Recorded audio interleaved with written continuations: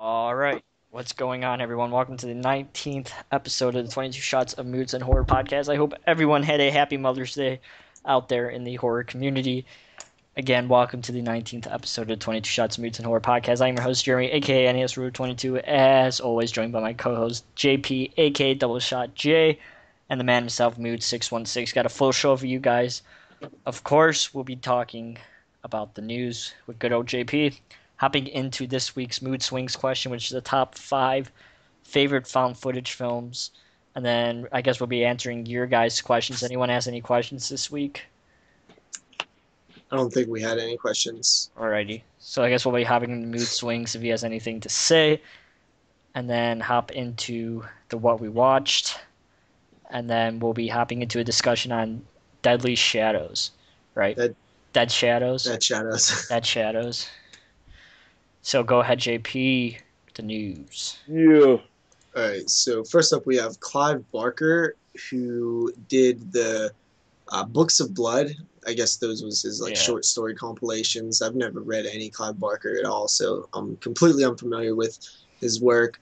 But one of his stories from the Book of Blood, Volume 2, which is Jacqueline S., is going to be filmed. It's expected to begin filming this fall.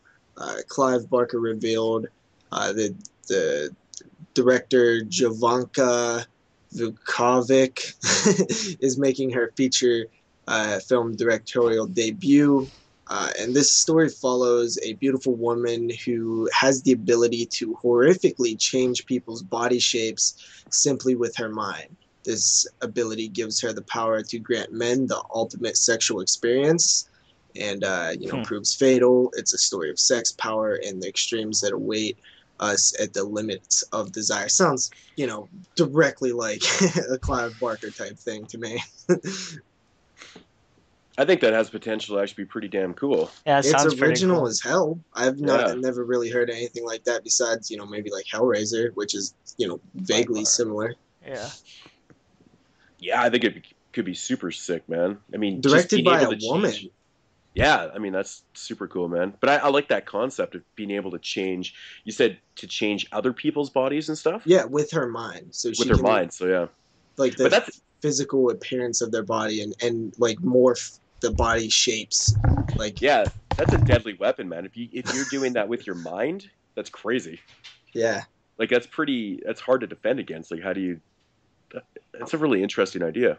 Yeah, I'm surprised I've actually never really heard of this. I mean, those books are pretty old, right? The Books of Blood. Yeah. That Clive Barker wrote. Have you read any of those? I have actually not read any of those. I've always wanted to, actually, so maybe I'll write it down, something to pick up. Yeah, I did read, maybe a chapter of Hellbound Heart, but I've never, had the chance to, go through and actually read that. But Clive Barker, man, that dude has some of the, craziest visions, They're all fucking awesome. Yeah, I know. It really is a natural resource of horror that we don't get too often. He's a rare breed. Oh, yeah. He's a precious natural resource, which is just pure, awesomeness. Just horror. And, I love Clive Barker. Dude, he's brought us some of the best stuff out there. After that, a trailer for the documentary Leviathan, the story of Hellraiser 1 and 2 trailer was, I guess, revealed.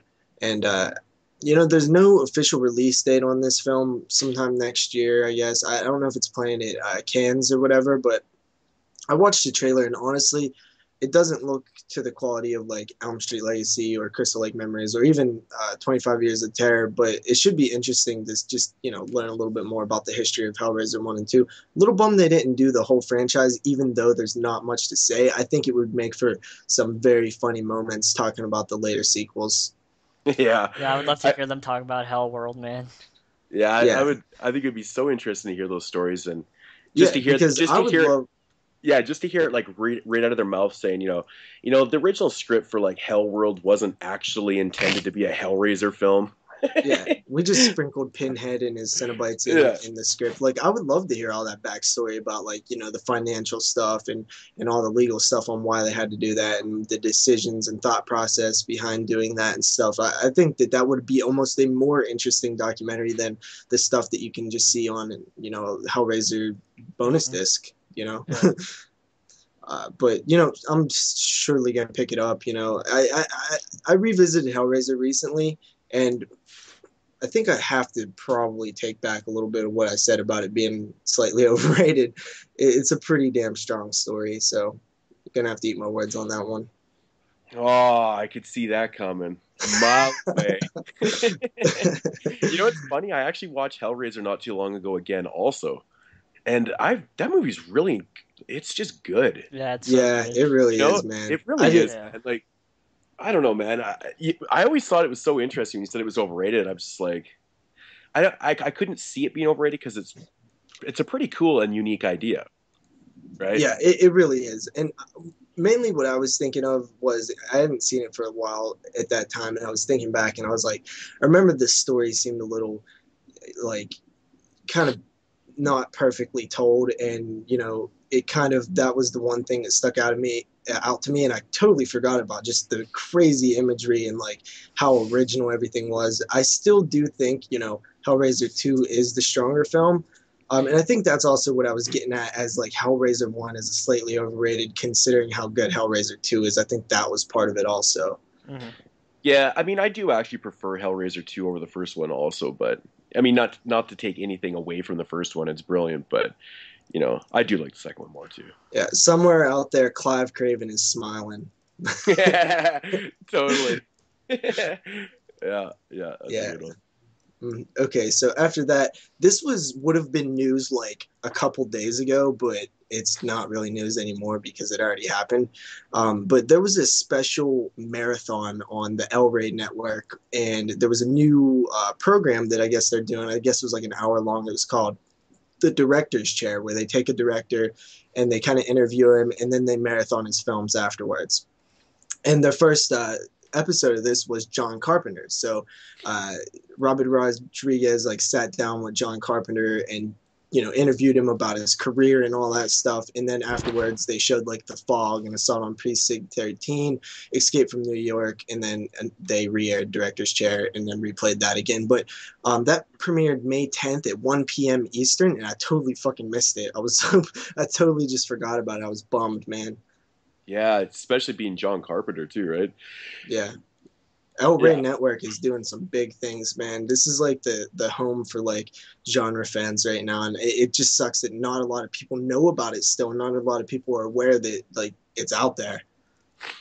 Yeah, I mean, especially up here, nobody knows about it because we just simply don't get it up here. So it's kind of unfortunate, man. I think I think I would actually, go back to watching a little bit of TV. I mean, I generally don't watch any TV. And that's my issue too. That's my issue too. So, but this when I do turn on the TV and it's not sports, it's not MMA or hockey or the NFL, I do flip it to El Rey because that's the channel that I like the most right now. There's always some either grindhousey exploitation film or a solid classic horror film, or just something cool. It really is a cool station, and I love the idea of doing a whole day called Carpenter.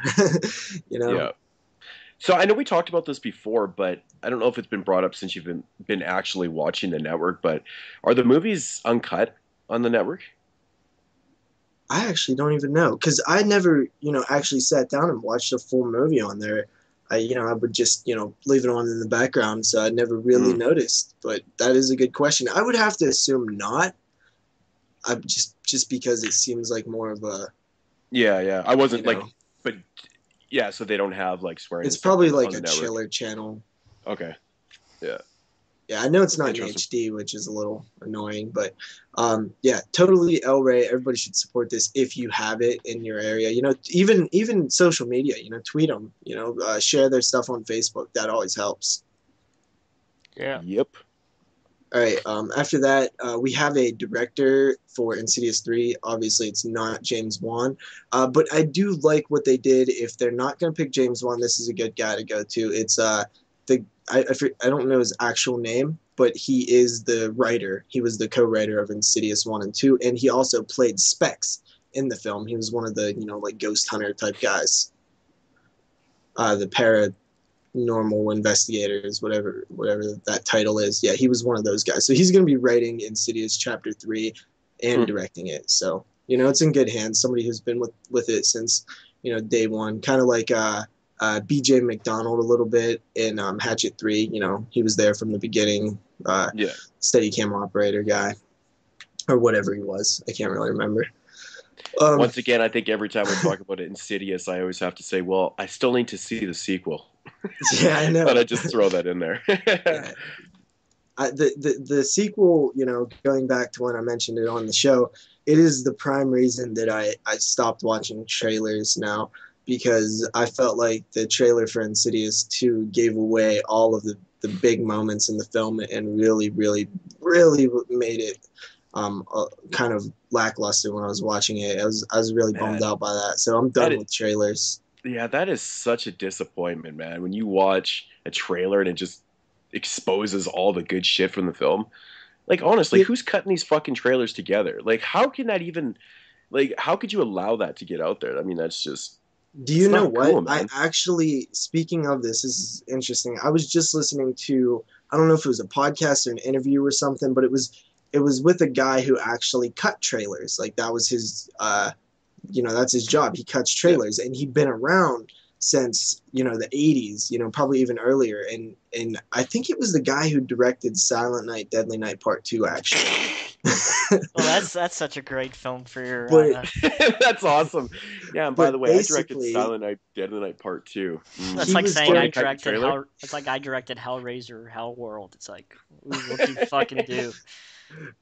So yeah, he was saying that, back then you would, not give away too much, but now the whole idea behind trailers have changed, where they're, testing them in front of audiences, and, the same people are seeing them over and over again, so they get bored by them if they don't, so they have to keep making all kind of different trailers with more footage, with more, punchlines and money shots and stuff. So it really is just that, times have changed, and the way we market films is so different that you almost have to do that to even get your film, noticed by the distributors and all those different key things that you need, which sucks, because if you go back and look at like some of the best trailers, they show you like nothing. Yeah, it's the way trailers should be, man. Yeah, it gives. I hate watching trailers these days because like you see the whole fucking movie. Oh yeah, you do. Yeah. Completely. Thinking back at something like that's like a whole show topic in general, like your favorite trailers or whatever. I remember like, even like the That's Friday a good Moodz Swingz. Part 9 trailer, or not 9, 8, Part 8 trailer, the New York one, Jason Takes Manhattan. That trailer was awesome. Freddy's Dead had a decent trailer. The movie sucked, but the trailers were good. Texas Chainsaw 3 has an awesome trailer. So yeah, trailers, man. Shorten them, make them, don't show so much anymore. I'm done with them. I'll watch it if it's something stupid like Sharknado 5 or something. I'll watch that trailer. But if it's like a movie I actually want to see, I don't watch the trailers anymore. Did you guys actually watch the Wolf Cop official theatrical trailer that I posted in the group? No. It looks, man, it's like so different than like the teaser trailer. I thought actually showed more than the actual theatrical trailer for it. It was kind of weird actually, but it just basically kind of gives you, it's more about, the actual cop and stuff. And in the teaser trailer, it was just, I think it was just like the bigger scenes, like the gory scenes and shit like that. But I can't fucking wait for that movie. It's going to be awesome. All right. After that, the Stand remake is moving forward. We have Josh Boone directing. It's produced by CBS Films and WB. Now, this shit has been in development hell for years, and I guess it's finally moving forward. And you know what? I actually recently watched The Stand a few months ago for the first time, and honestly, I think a remake actually can work with this one, because it's pretty dated, dude. When you watch it now, it's pretty tame. It seems like there's a lot of hardcore stuff there that they just couldn't do on TV back then. And But is this I gonna be a think an TV or? updated version. I think it's going to be an actual film. So Oh, okay. I don't know about. I'm not sure. I'm I not was sure. I I'm was just flipping not through sure. the channels tonight. I saw the Rosemary's Baby show started Yeah, tonight. I meant to record that, but I forgot. Yeah. Anyway. So if this is going to be an actual film, then that's actually pretty exciting, though. Yeah, but I can you mean, really do a film? That's a long story, dude. And even the TV show didn't touch like all of the things that I think was supposed to be there. It feels like there was much more to be told when you watch the miniseries. yeah, I would assume it's probably just going to be maybe a little longer film, but just I guess just really kind of condensed. I don't know. I I don't mean, know how I much get. more you can condense it. There's a lot of characters, and there's a Yeah, I lot of, know. and Completely. even like I said, watching the miniseries, it feels like some of the characters are just brushed by because of time issues. I remember saying that in my review of The Stand. Yeah, yeah, yeah.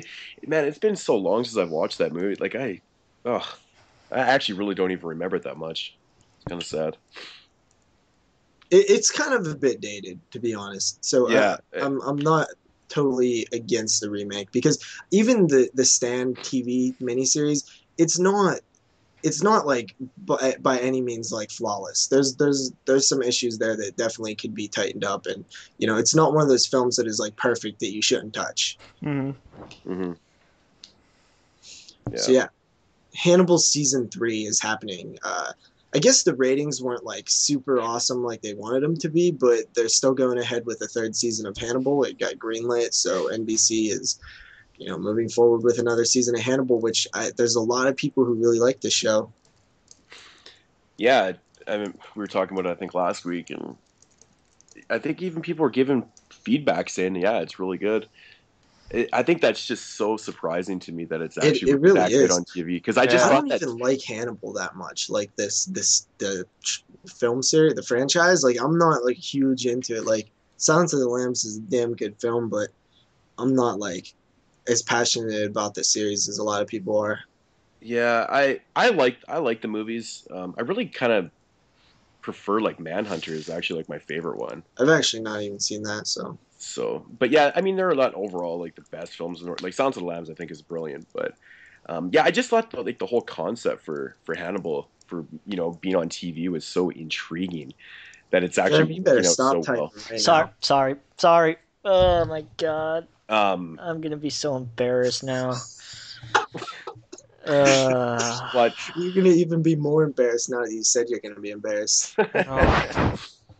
yeah, I'm like really excited for the show though, to actually check it out because hearing such positive feedback about it, man, I never thought it was gonna work. So Yeah, I think it's about time for me to pick up the first season.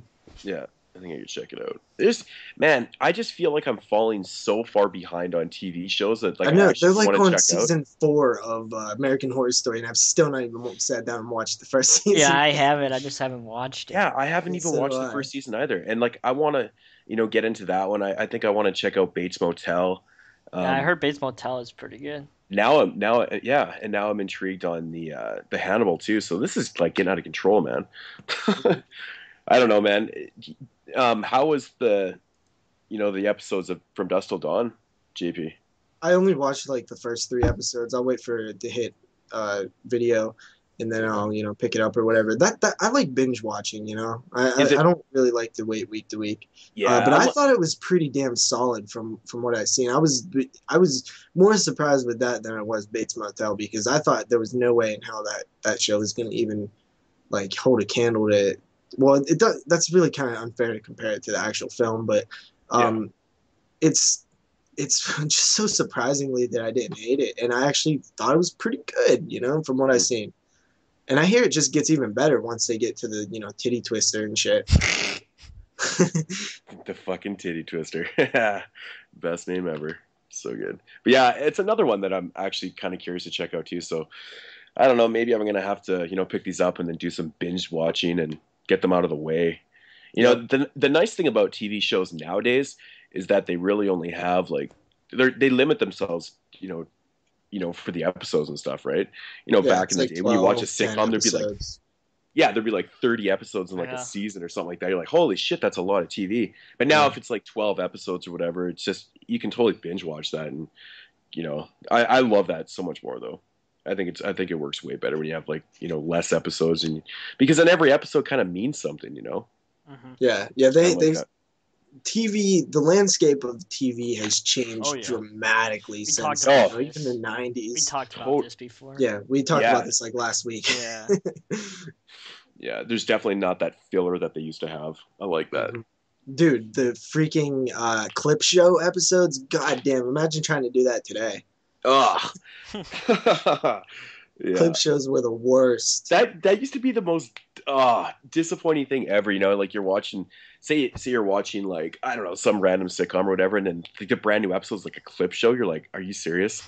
Yeah, well, like, I was just going through the entire Fresh Prince series, if you remember. I went through all 6 seasons, and dude, there's some clip shows on there. I'm like, Jesus Christ. I know.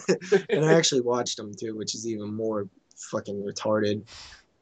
So after Hannibal season 3, we have Michael Dougherty, who, you know, obviously directed one of the best Halloween films ever and one of the best anthologies ever, Trick or Treat. He now will be co-writing and directing Krampus, which is that twisted horror comedy set around the Christmas holiday. Yeah. I want to say that this one was the anthology, but it might be. I know Kevin Smith's Christmas horror film is an anthology, but I thought this one was an anthology too. We talked about it before in the podcast, but I can't really remember. But yeah, so Michael Dougherty is directing it, which who better to give a holiday horror film to than Michael Dougherty? Yeah. I think I'm under the impression that it's not an anthology film. Well, that's not fun. Yeah, I mean, obviously it'd be super kick ass if it was. Because you know he could intertwine the stories like so well. So, based on a ancient legend about a pagan demon who punishes the wicked, this is I guess he's still doing Trick or Treat too, but this is probably like more in the headlights right now. So, we'll see what he does with that. Of course, I'm excited for any holiday horror film, you know, especially Christmas or Halloween. Yeah. And, you know, Dougherty attached instantly gets my, you know, ears perked up even more. And, yeah, I'm totally down for this. Yeah, I seriously can't wait. Yeah, that's gonna be awesome. Yep. After that, NBC actually canceled their adaptation of Dracula, which I remember seeing the trailer for that, and it looked pretty awful. So, yeah, that happened. Okay, they already canceled it. Did they ever drop? It was one. Yeah, it was one season. It lasted one season. Oh, okay. It's not like the Munsters where it was like one pilot, and they're like, "Oh, fuck this." Yeah, really. Yes. So, I guess nobody really cared about Dracula. I don't even remember what it really was like looking like, but I'm sure it was not like vampires how they should be. So that, you know, they probably just tried to use like the oversaturated style of vampire, you know, the post-Twilight vampire series or something, you know, the True Blood type vampire. I don't know. Who knows? If anybody was a fan of Dracula out there, I'm sorry to tell you, but your show has been canceled. The bringer of bad news, man. Yeah. After that, Night of the Living Dead Origins 3D. Now, this was the animated film that was, you know, going on since like 2009. Danielle Harris, Bill Moseley. I guess it's finally finished, and it's screening at Cannes, and it, you know, shot completely in CG using, you know, stereoscopic 3D. I don't even know what to say about that. Like, I literally have no interest in that. Yeah, I don't know what to think of this either, but I don't know.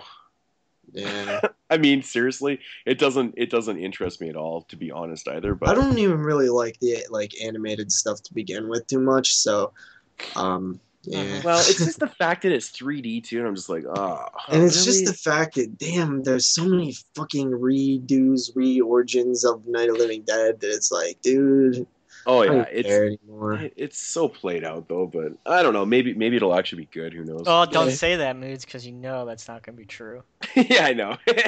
I'm just trying to be positive here, man. You know. Yeah, I mean, it's you got, you know, Danielle Harris voice acting, Bill Moseley voice acting. I mean, that's cool, but I'm just not big into like animation, like horror too much. I still haven't watched that Adventures of something that Anchor Bay put out. Moodz, you know what movie I'm talking about? Yeah, the Living Corpses one. Yeah, yeah. I actually have a brand new Blu-ray, still sealed. I haven't watched it either. Should probably check that out sometime. Yeah. I've actually heard really good things about it though. Yeah. Yeah, most people that have watched it said it was pretty good. So I don't know. I think the animation kind of looks like a little older, like old school animation a little bit. See, I like that stuff. Which I think is kind of cool, man. But I'll check it out sometime. So, and right. I'll give you my thoughts on it maybe one time. Alrighty, Maniac Cop being remade, produced by William Lustig, and this is going to be Danish filmmaker Nicholas Winding is I guess going to be like producing it along with William Lustig.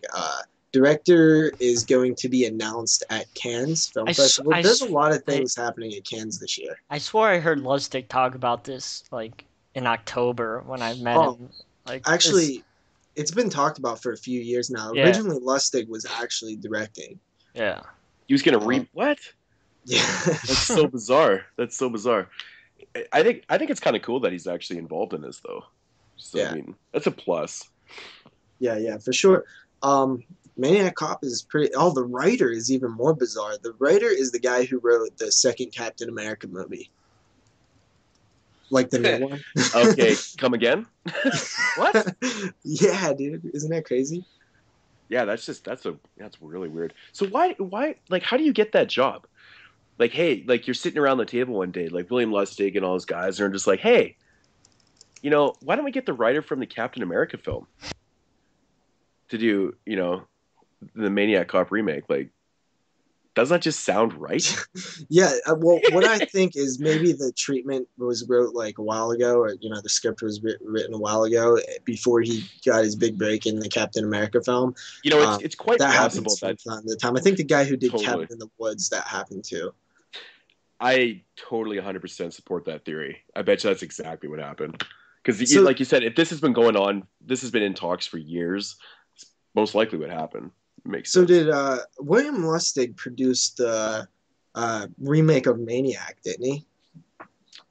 Did he produce that? I actually don't know. I'm pretty sure. Actually, yes, he did. Okay.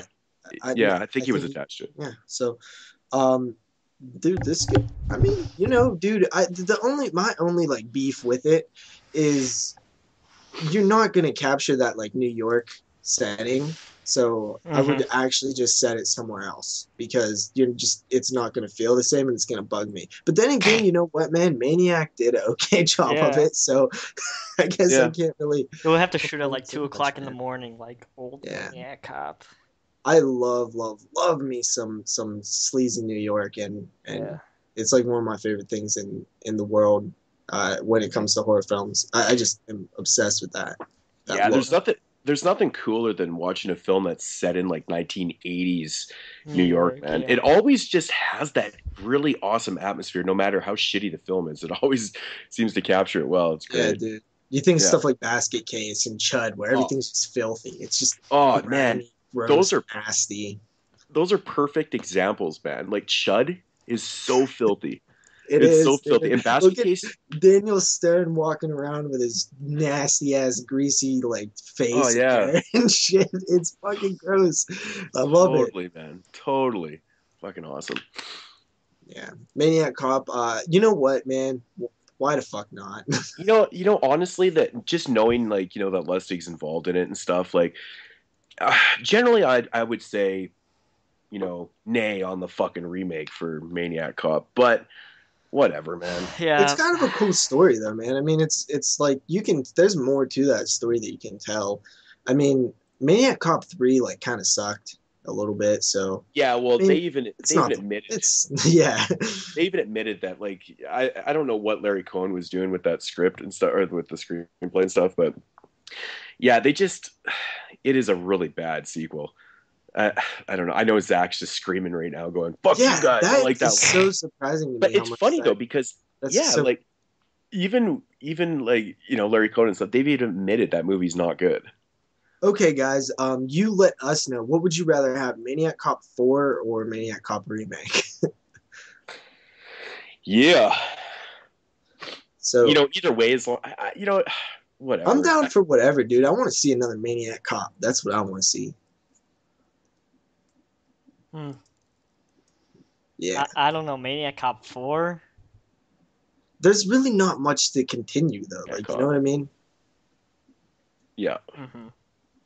So I don't know. I after Maniac, dude, that Maniac kind of restored my faith in the remake. Like I have not been pro remake ever, but I'm less against remakes now after I seen Maniac because that film like blew me away.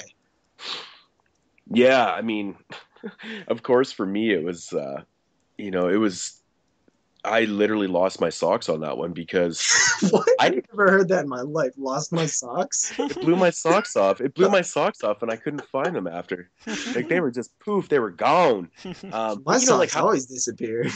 but like how much I love the original Maniac film. Like I think it's because I went in with such a Low positive attitude expectation. for it. Well, I'm not even low. I just kind of went in thinking, well, I'm gonna watch this movie and just take it for what it is.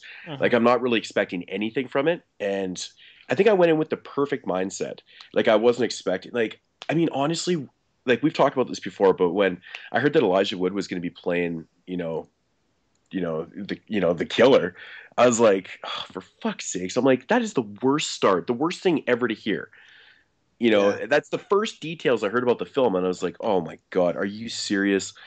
And so whatever. And then once again, I had to put, kind of disconnect myself with, who Elijah Wood was and or is and stuff, and then just went in with the right attitude. But it really was a good film, though. They did a lot of Yeah. good things with that movie. So, but yeah, like I think that's what you got to do when you really, really love a movie like that. You got to disconnect it. You have Yeah. to in any remake. And I hate when people say, it kind of bastardizes the whole, series or whatever, because I just don't find that possible. Because you look at Halloween, like if any film would do that, it would be Halloween Resurrection. And still, I love Halloween, the original, just as much with or without Halloween Resurrection. Yeah, totally. Yeah, So, just disconnect, man. They're not the I, same. They're not destroying the original. It's fine. I know. I mean, they did Freddy's Dead, and I don't love Dream Warriors any less. Yeah, exactly. I guess Dream Like, Warriors is if a bad example. anything, I love Dream Warriors a little more because I'm like, thank God this is like not Freddy's Dead.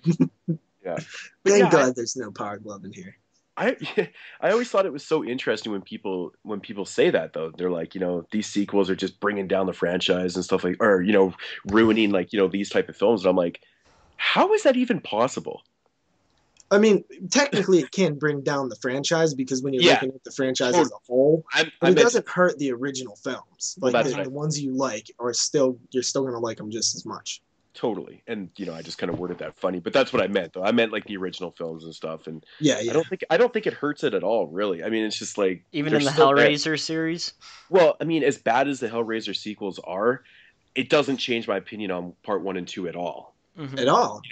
I mean, The only film that I think that kind of did it with was Bride of Chucky for me. Yeah. Because I hate Seed of Chucky so much, and I see the way it was going in Bride that it made me like it a little less. But it's rare for that to happen. Seed of Chucky is so fucking horrendous, man. Yeah, that movie is bad, man. It's bad. Me and my grandma were so pissed off when that fucking movie was over at the movie theaters, man. Ugh. Yeah. It's fucking horrendous. I actually saw that piece of shit on the big screen too. Yeah. Oh, it's awful, man. It was so bad. Yeah. I remember watching it with the wife, and she's even like, "This movie's terrible." Like it's just very odd for her to say that, right? It's like why couldn't we have Curse, man? Yeah. Get that shit. Yep. Yeah, so after that, I forget where we was at with that, but I think everybody's okay with a Maniac Cop remake, at least now. William Lustig being part of it definitely is a good sign. But yeah, after that we have a couple DVD announcements. Cannibal Holocaust 3-disc set. That now has a street date. Before they just reported that it was happening. It now has a street date and cover art, and that is July 1st. And when I initially looked at the pricing, it was like, I think $30. And I looked back and it was like $35.95. Of course, that'll probably drop when it gets, when the release actually happens. But who knows? You can pre-order the Cannibal Holocaust 3-disc edition at Diabolic DVD, and I think it's $24.99 on the site. Yeah, it's like 40 on Amazon. Okay. I'm like, what the fuck is this shit? Yeah, it's $35.95 on Amazon. I was like, whoa. Diabolic's got a great price. I didn't realize it was even up for pre-orders, and Lost Witch Adrian, he had posted in the group, and I said, "Where'd you pre-order it from?" Because I hadn't seen the pre-orders, and he said Diabolic DVD, and I'm like, "Oh, fucking awesome!" So he gave me the link, and I went there, and it was like 24, and yeah, awesome. Amazon's price was like $10 more. I honestly, I couldn't recommend them enough. I just got a package with 7 Blu-rays the other day from them, and it ships up here in like a week to me. So you guys probably get them in like a couple days, man. They're really, really fucking good, man. Yeah, you know what? I'm down to pay the 25 or 20, in the 20s, because the DVD is like $20, Well, Grindhouse stuff is expensive, but it's really quality, man. Every release that they put out is really worth it. They do really good artworks, reversibles, special features, like the pack, everything about the releases. I mean, like the old DVDs are still like $20. The ones that came out years ago. Because they all went out of print, because with the company, with the whole story with the company, what happened and stuff with the owner dying and shit. It's like a whole different conversation. Yeah, so all their stuff, like the whole company, kind of came to a halt there for a long time. So nothing was in print. So everything kind of went through the the roof and stuff. But with that said, I'm glad that they're back going, and they're releasing Blu-rays, but they're doing a great job, man. Like I have a couple, picked up the Corruption one. I really highly recommend that. So I'm really looking forward to this triple disc. I didn't even really look at the specs. Did you happen to check out the specs on it? Yeah, I did. There was like a lot of stuff with the music, and there was some features on there, man. Comes like a CD and stuff. Oh, it's actually got the soundtrack? It's like Father's Day. Oh, nice. Yeah. Awesome. Looks dope. I'm definitely gonna get it, especially since I've been. This is the whole reason I've not bought Cannibal Holocaust yet, is because I just felt that there was gonna be a awesomer edition coming sooner or later, and it finally happened. So yeah, I don't have it either. Same reason I haven't bought Tales from the Hood yet, because I'm still hoping. But I actually did do some research on that, and I think that there's rights issues with that film, like why it can't be put out again. So yeah, and then after that we have Lucky McKee's film All Cheerleaders Die is I think it's now available on VOD, and it has a limited theatrical release that will kick off June 13th, and a Blu-ray DVD release has been confirmed for July 22nd. I think this film's been getting good reviews. I like Lucky McKee, man. It's good. So do I. For sure. Definitely looking forward to checking this out, man. Sounds. Yeah, I forget the guy's name who directed it, but I think he's a regular collaborator. Mm-hmm. Yeah, that's cool, man. So that wraps up for the news, guys. All right. Wow, that's pretty mellow news tonight. Lots of interesting things, though, I would have to say. All right, so going to hop into this question of the week, which is the top 5 found footage films that you guys have seen. So, who has the list? I got it. And start off with a disclaimer once again. I just want to apologize to everybody's list that got missed in the last couple weeks. YouTube was whack as hell with the comment section, it was totally fucking. It was YouTube, and Safari. Like the comments weren't there. Like they weren't even showing up in my feed and stuff. So I don't know what happened, but I do apologize to everybody that's was missed and stuff. Like I said, I had no control. I didn't even know they were fucking there. So, but I have switched over to Chrome, to Google Chrome. So, and it seems like everything's here. I've been keeping track all week of who's been leaving comments, and I've been replying right away. So I think they're all here. So I think we're good to go. Yes, the last week question, of course, was top five found footage films, and I expected a lot of people to basically say what they did. A lot of people aren't a fan of found footage films, but when you make a list, it seems like the ones that are on people's list they actually do enjoy. I'm kind of the same way. Like, you know, I think we're all Moodz kind was of surprised to see how many good ones there was last week when we was talking about them after the show. Yeah, you know, I started compiling a list of, you know, the ones that I personally like, and I was like, wow, this list is actually pretty long. You mean You know? Entity isn't on your list? It's not number one? Which one? Entity?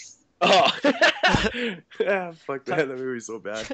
But yeah, I was just really, really surprised that how many I actually did enjoy, and that's, you know, what got me to watch The Bay last week too, because I had it in the collection, and I'm glad I did it. I really enjoyed that movie. It was good. Is that the one about like some environmentalist and shit or something? No, yeah, yeah. Okay. Well, it's about environments. It's shit that's going on in the water and stuff. It's really cool. It's a cool story. I really enjoyed it.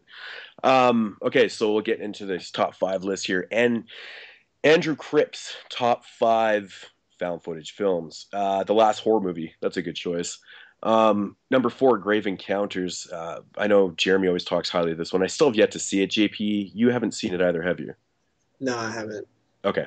Yeah, it seems like a lot of people talk highly of it. So it's so good.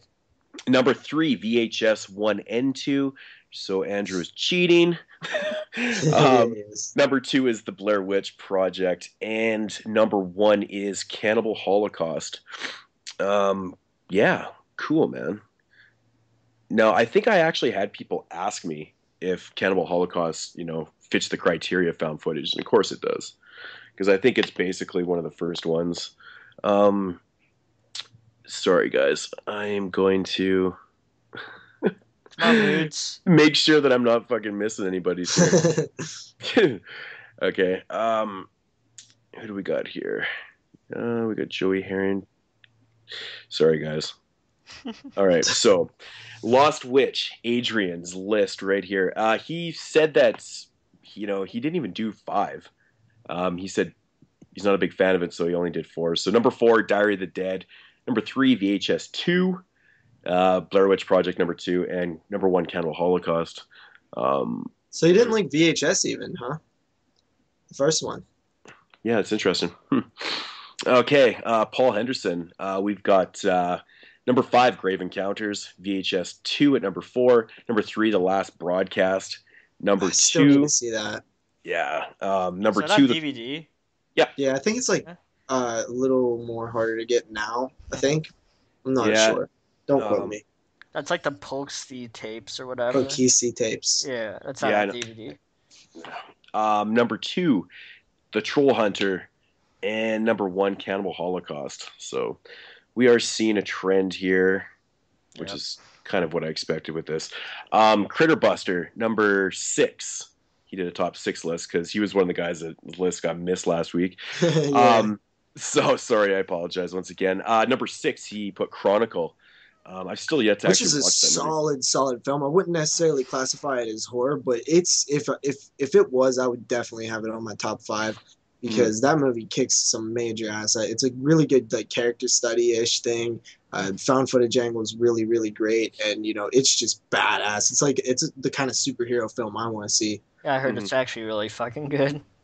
Yeah, I like I said, I have it. I gotta watch that one too. Number 5, VHS 2. Number 4, Quarantine, which actually really surprised me. Yeah. That was on someone's list. You know what? I've actually never seen the Rex series, but I did see Quarantine, and I like Quarantine actually. So very interesting. I'm actually not a big fan of it, but number 3, Saint Francisville Experiment. Number 2, Cloverfield, which I always really like Chris's list because I feel a lot of the choices that are similar to some of mine. Mm-hmm. And number 1, Blair Witch Project, and there you go. Okay, so Martin VP, top 5, number 5. I also really like Martin's list. They're always... Yeah, I've noticed you guys have very similar... Yeah. Number 5, Paranormal Activity. At number 5... Yeah, some people... It's funny how like it's so divided. Some people love that. I'm stating this right now. Whenever we do a show on the Paranormal Activity films, Moodz will find it surprising that he might actually like the first one on rewatch. Nope. You know what's funny? I was actually at HMV yesterday, and I was gonna buy. They have like the first 3 films in like a little box set, They're all individual and stuff. It was $15. I was like, oh, I should actually just grab it. It's $5 film, whatever. But I will wait until we, do our paranormal that'll be discussion. A while from now, but we'll get to it. I'm excited about that one. Okay, so number 5, Paranormal Activity. Number 4, Atrocious. Yep. It's a good film. Number 3, VHS. So the very first VHS. Number 2, Wreck. And number 1, The Blair Witch Project. So yeah, I was surprised to not see Wreck more often, considering how often people talk about that film. Mm-hmm. Yeah, really, totally. It's good. Dubby. Number 5, Chernobyl Diaries. I don't really consider that found footage. Yeah, I mean, it is, but I don't know. I'm actually a really big fan of that film too. I remember when it first came out, it was getting fucking shit on. Still haven't watched it. Yeah, I was kind of disappointed, to be completely honest. Maybe I have to rewatch it. I was surprised that I know Moodz and Andrew Ballina both really liked it. I saw it in theaters. Yeah. I was kind of I thought it was such a cool premise. It's kind of let down a little bit. Yeah, I thought the ending was kind of shitty. Yeah, I don't know. It's funny that I saw that movie so differently. I remember going into it going, man, all I've heard is negative things. And when I hear a lot of negative things about a film, it kind of makes me want to watch it even more. Yeah, me too. So, and that was a perfect one. I was like, oh, I got to check out Chernobyl Diaries. Really enjoyed it. I was fucking baffled, but I don't know. I do agree. It's a really cool premise. Number 4, Diary of the Dead, which I was surprised to see on any list too. That movie is actually growing on me a lot more. Yeah, me too. Well, I actually always liked it. I've only seen it once, but I liked it when I've seen it. Mm-hmm. Number 3, VHS. Number 2, Wreck. And number 1, Cannibal Holocaust. Once again. Cannibal Holocaust and Blair Witch are the juggernauts. And I was extremely surprised to see how many people actually really, really like VHS. And it goes to show how big of a thing that those were in the found footage genre. VHS is a new film, and it's making all these top 5 lists. Mm-hmm. Yeah, impressive. Totally. Okay, Dawn's Bombs. Number 5, Quarantine. Number 4, VHS. Number 3, Blair Witch Project. Number 2, Wreck, and number 1, Cloverfield. I really like Cloverfield, man. I think it's fun. I know that movie kind of makes people sick a little bit because it's so unsteady. It's just, they're running pretty much the entire time, right? So, but yeah, I enjoy it though. I'm so startled. Yeah. You and your horror movies. Number 5, Frankenstein's Army. Is he new? No, You and Your Horror Movies. He posts on our group page all the time. Okay. Yeah, same as Matthew. So number 5, Frankenstein's Army. I have talked about this movie before, actually. I think I talked about it on the podcast, actually, didn't I? Yeah, you did. Yeah, and I stated the things I liked and didn't like about the film, but overall it's fun. It's a good film. Number 4, Cloverfield. Number 3, VHS. Number 2, Wreck. And number 1, Blair Witch Project. Wow, those are really on a lot of lists. Number 1, Movie Collector, 666, Zach, of course, with his top 6 list. Number 6, The Bay. That's fucking awesome. Number 5, Chernobyl Diaries. Number 4, the Poughkeepsie Tapes, which I've never seen, and it's always sounded very it sounds interesting. It looks cool too, so I'm gonna have to check that one out sometime. I know it was on MySpace, but now MySpace is gone pretty much. So yeah. Number 3, Behind the Mask. Now, do you guys consider this a found footage film? Yeah. Yeah, I guess a little bit. I never really. Found footage / documentary, mockumentary. Yeah. I lump all those together. Totally. I never really thought of it until on Friday night. My buddy Dylan was over here and we were watching, or he came over to watch a film, and he's like, "Man, dude, I've never seen Behind the Mask." And I'm like, "Okay, let's throw it on." And then I'm watching him going, "Is this a found footage movie?" I don't know. It was weird. I just never really thought of it as one, but yeah, dude. Behind the Mask, man. We covered that way back on the freaking burial grounds with Clive. Oh, yeah. And my buddy Dylan fucking loved it. He's like, "Man, this movie's so damn cool." I'm like, "I know." It is, dude. Remember Clive wasn't digging it? He didn't really care for it too much. Yeah. That was a fun talk. Yeah. Number 2, The Last Exorcism, which I thought was really fun until the end. I hated the end of that movie, man. Yeah. Oh, You know my opinion on Exorcist movies. I hated it. You know, there's things that I liked about it, but it wasn't even just the end for me. There was just like issues that I had with it throughout. But I thought like it was really solid at first, though. I did enjoy it most of the film. And number 1, Cannibal Holocaust. Yep. All right, Steve It's fitting Clark. to have that Cannibal Holocaust news this show. Yeah, no doubt, right? All right, Steve Clark. Number 5, Frankenstein's Army. Number 4, Blair Witch Project. Number 3, Grave Encounters. Number 2, Chernobyl Diaries. And number 1, The Tunnel. That's fucking awesome. I am going to do a quick run through here. I think that is everybody. All right. Sorry if we missed you. It's really not our fault. Yeah, and I believe that is everybody's list, actually. I thought there was more, but maybe they are missing again. Fuck, I don't know. Anyways, who wants to go first? Who wants to go first with their list here? I guess I'll go first. Okay. All right, number 5, I got Troll Hunter. Just fucking awesome movie. That film is... I still haven't seen that one. It's really fucking good. I so agree with that. Yeah. Number 4, I have Atrocious, which only made one person's list, which I was kind of surprised because it's actually pretty fucking solid. I think it's one of the better Bloody Disgusting Selects films out there. It's really good. Number 3, I have Wreck. Yeah. I wasn't surprised to see that on your list. I figured that one would be there. Yeah, I really, really enjoy that film. I enjoy the sequel as well. The third one is I know I talked about it on the podcast a while ago. I still get to watch it. And I know the fourth one's coming out, which returns back to the storyline of the first and second one. So I'm curious. Number 2, I have Tunnel, which is, fucking amazing. It's so good. Mm-hmm. And number 1, of course, I have Grave Encounters, which is... It's You have an interesting list. Yeah. None of the, big movies that everyone likes. Yeah. All right, well, I guess I'll go. We all know Moodz number 1, so.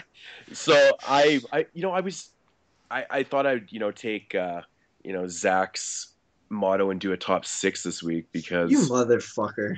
Yeah. Cheating, dude. Cheating. I haven't cheated, motherfucker, because I actually was having a hard time. You cheated like 3 times so far on this show. How have I cheated 3 times? I swear you did you cheated with doing like I'm gonna do a top 8 number. Yeah, you're gonna come back with like a top 15 next time. I did not. It's a top Go 6. back in the archives. You did it. You've cheated like one other time at least. I think I might have done a top 6 list once, but for the most part, no. Okay, number 6, VHS 2. I love it, man. It's a great fucking movie.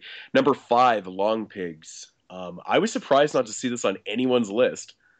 Long Pigs is it's a Canadian found footage film that follows a serial killer, and it literally follows the serial killer in his day-to-day killings and stuff, and he like shows like on camera and stuff, he's like, cutting up bodies and shit like that. Film. I've heard of this one before. Fuck, it's good, man. It's a really, really cool premise. Number 4, Troll Hunter. Wow. Love Troll Hunter, man. It's really good, man. Movie's so good. So underrated. Yeah, number 3, The Last Broadcast. I know that you guys have probably heard my views on this movie. I've been so curious of this film for years. I really need to get it. It's really fucking good. Number 2, Cannibal Holocaust. And number 1, The Tunnel. The Tunnel became my favorite found footage film after watch. I was fucking blown away by this movie. I told you. Really Didn't good. I tell you? I told you, man. That movie, man, is so good. Yeah, dude. I was like I'm like halfway through the film going, this is exactly how a found footage film should be done. Yeah. It's great, man. Just such a good overall feel to it. All right. I actually had a bit of trouble with mine, and for some reason it feels like I'm forgetting films, or I just maybe haven't seen enough or something, because I look at my list and I'm like, it just doesn't feel right. But I was also surprised to see that like nobody had like the August Underground film on there, because like I thought a lot of people really liked those things. I have it actually on a list just under my top 6. Oh, really? One of the ones. Yeah. So yeah, number 5, Cloverfield for me. I've only seen this film one time, but when I seen it, I really was impressed with it. I was stuck at somewhere where I didn't want to be one summer, and they just had a ton of like DVDs, and I just sat there every day like drinking beer because they had a lot of beer too, and watching movies. And like one day I popped in Cloverfield and I like loved it, so that's why it makes my list. Good times in a bad situation. Number 4 is Behind the Mask: The Rise of Leslie Vernon. This one just sticks out to me, man. I really like the idea behind it. I really just want to see that sequel, prequel, remake, whatever the hell it is. Next up, VHS. VHS at number 3. That first segment blew me away, man. It really did. It made my skin crawl. Got my heart going. It was scary. Grave Encounters did that to me, man. Yeah. Number 2 is VHS 2. It's a better movie. Didn't quite affect me like the first film, but there's way more solid segments in VHS 2. And then number 1, of course, is the best found footage film ever made. Blair Witch. Paranormal Activity. No, I'm kidding. It's I pulled Moodz in his Sharknado thing that he did recently. I thought that was funny. The Entity. No, hell no. It's the Blair Witch Project, of course. The Blair Witch Project. Solid list. I'm actually quite surprised that Rec 2 isn't on more people's list. Rec, I know such a better film. Was Rec 2 on anybody's list? No, I don't think it was. Rec 2 is still good though. Because I always heard that Rec 2 was the better one. It follows the Halloween storyline that takes place like seconds after the first film ends. So it's really good. I'm gonna start calling that the Phantasm storyline. You can't, because Rec 3 doesn't really follow it. I think the only film that I had in that list of found footage films that I made for myself that wasn't on anyone else's list was Lake Mungo. Have you guys seen that one? No, I haven't. It's a really good film, man. I believe it's Australian, actually. It's just a really kind of... no one ever talks about this movie, but it's got a really serious tone to it. It's like, about this girl that gets abducted and stuff, and it's really cool. Like, dude. I think we did miss somebody's list. Didn't somebody have Megan is Missing on their list? Yeah, so where the hell... Oh, no. That was Andy. That was the very first one, Andy Cripps. He said honorable mention, Megan is Missing. Oh, okay. Never mind. Yeah, I just just forgot to say that. But, well, that's actually an interesting thing to bring up, Megan is Missing, because have you guys seen the movie? No. Oh, you guys haven't seen it? Oh, that sucks. That's one of those films that is like hits YouTube, like, and everybody talks about it, and it just annoys me. So I like bury it for years until I'm like ready to see it without any hype at all. Yeah, dude, when this movie came out, like, everybody was talking about it. Like, everyone's like, if you got kids, you got to see this movie and blah, blah, blah. Even those guys who, like, really necessarily don't do, like, horror stuff all the time, those, like, more of the mainstream guys, they even was talking about it. Oh, yeah. Like, there was thousands of reviews on YouTube. And the guys who will make will post a video when, like, Star Wars news happens or something, some big news, and your whole feed is, like, Star Wars, those guys were talking about it. Oh, for sure. And I kept getting recommended this film. Like, you have to see Megan's Missing, so I picked it up, and I thought it was shitty, man. You should watch Trust, man. Trust is a much better Predator film. Yeah. Have you seen Zero Day? It's fucking good. Off topic. Trust Zero Day. I was thinking about putting that on my list. It's not really horror though. Zero Day. It's like a Columbine. It's like a Columbine story, but in found footage style. I think I actually have seen. Maybe that I film think I have is really seen the movie, actually. Interesting to me. I love the Columbine story. I find it just completely crazy and fascinating. I don't mean like love that it happened. I just mean like it's like a serial killer. You look at it and just are amazed at like how did this happen? Mm-hmm. Yeah, totally. So I think that's going to do it for, last week's answers and stuff. So I guess we're all waiting what this week's question is. And actually, this week's top 5 mothers in horror. This week's question actually stems from a comment I left on one of Andrew Ballina's recent videos or whatever. And He was doing like an all vampire. Oh, don't do vampire movies. I Themed. haven't watched many vampire movies.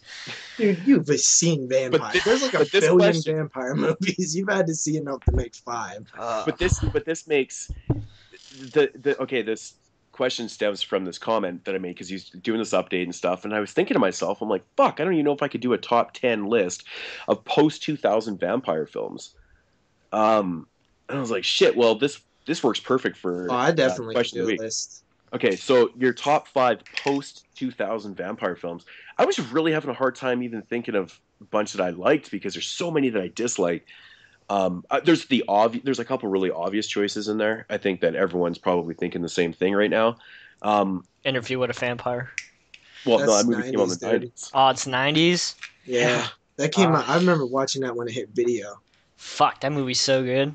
Let the Right One In is the one that I was thinking of. Yeah, that's the immediate one I was thinking of. Byzantium, whatever. Byzantium and stuff. Yeah, so I mean, there is some. That Asian film, Chan-wook Park. Yeah, there's Kiss of the Damned, which I still have not seen.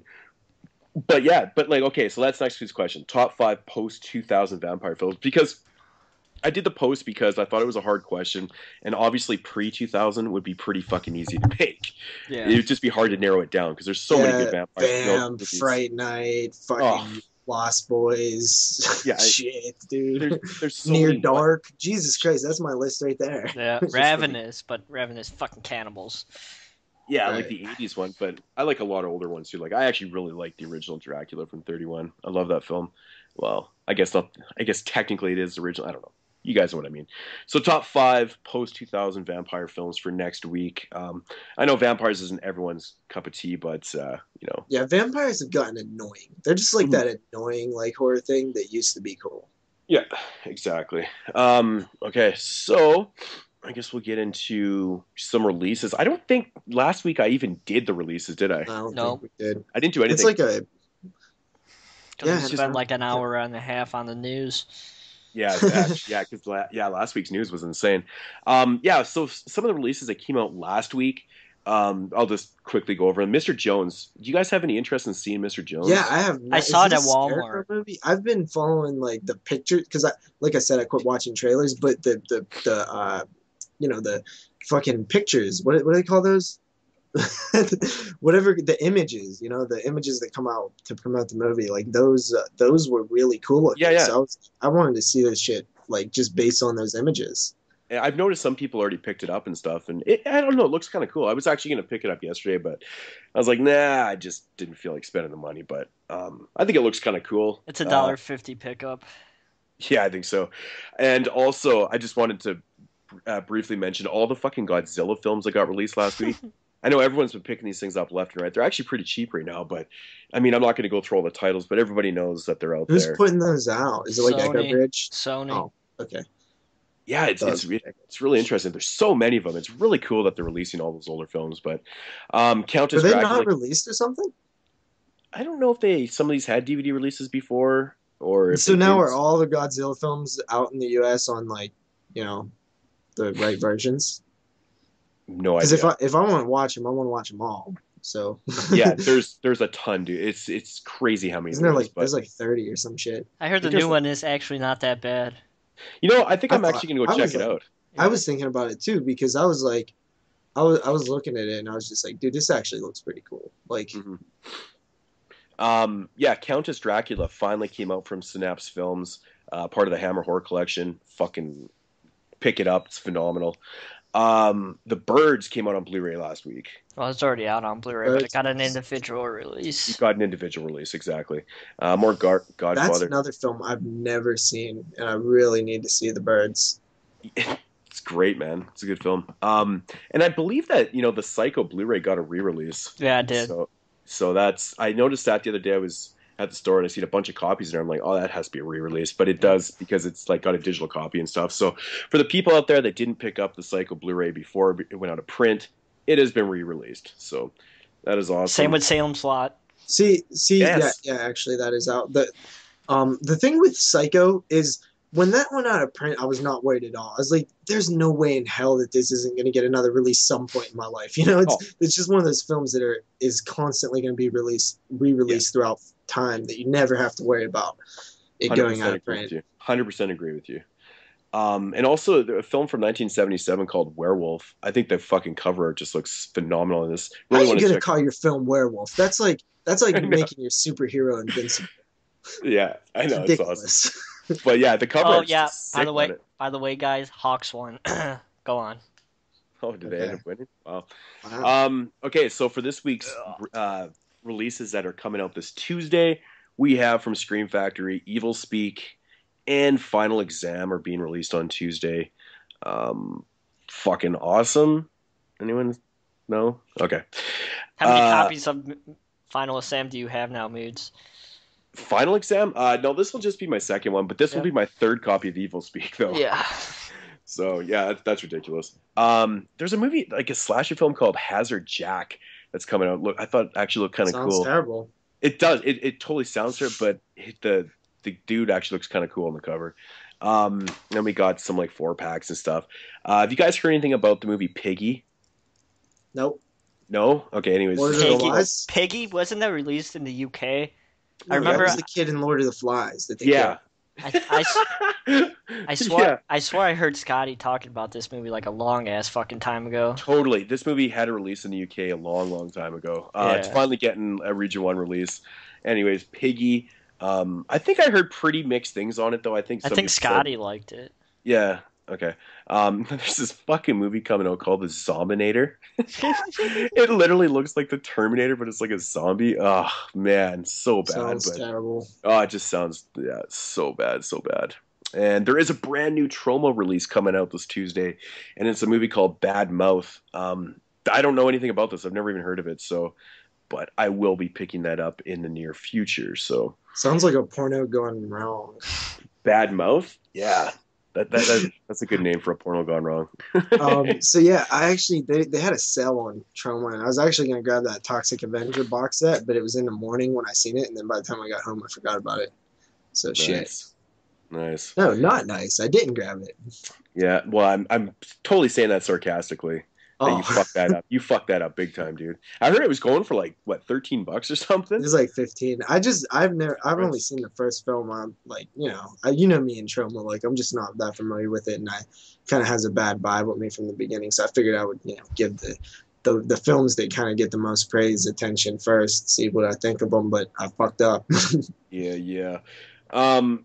This is something I wanted to start like such a long time ago. From the magazine Rue Morge, they have this little. We did it once, I believe. I think I did it once, yeah, and I completely kind of forgot about it. It was early.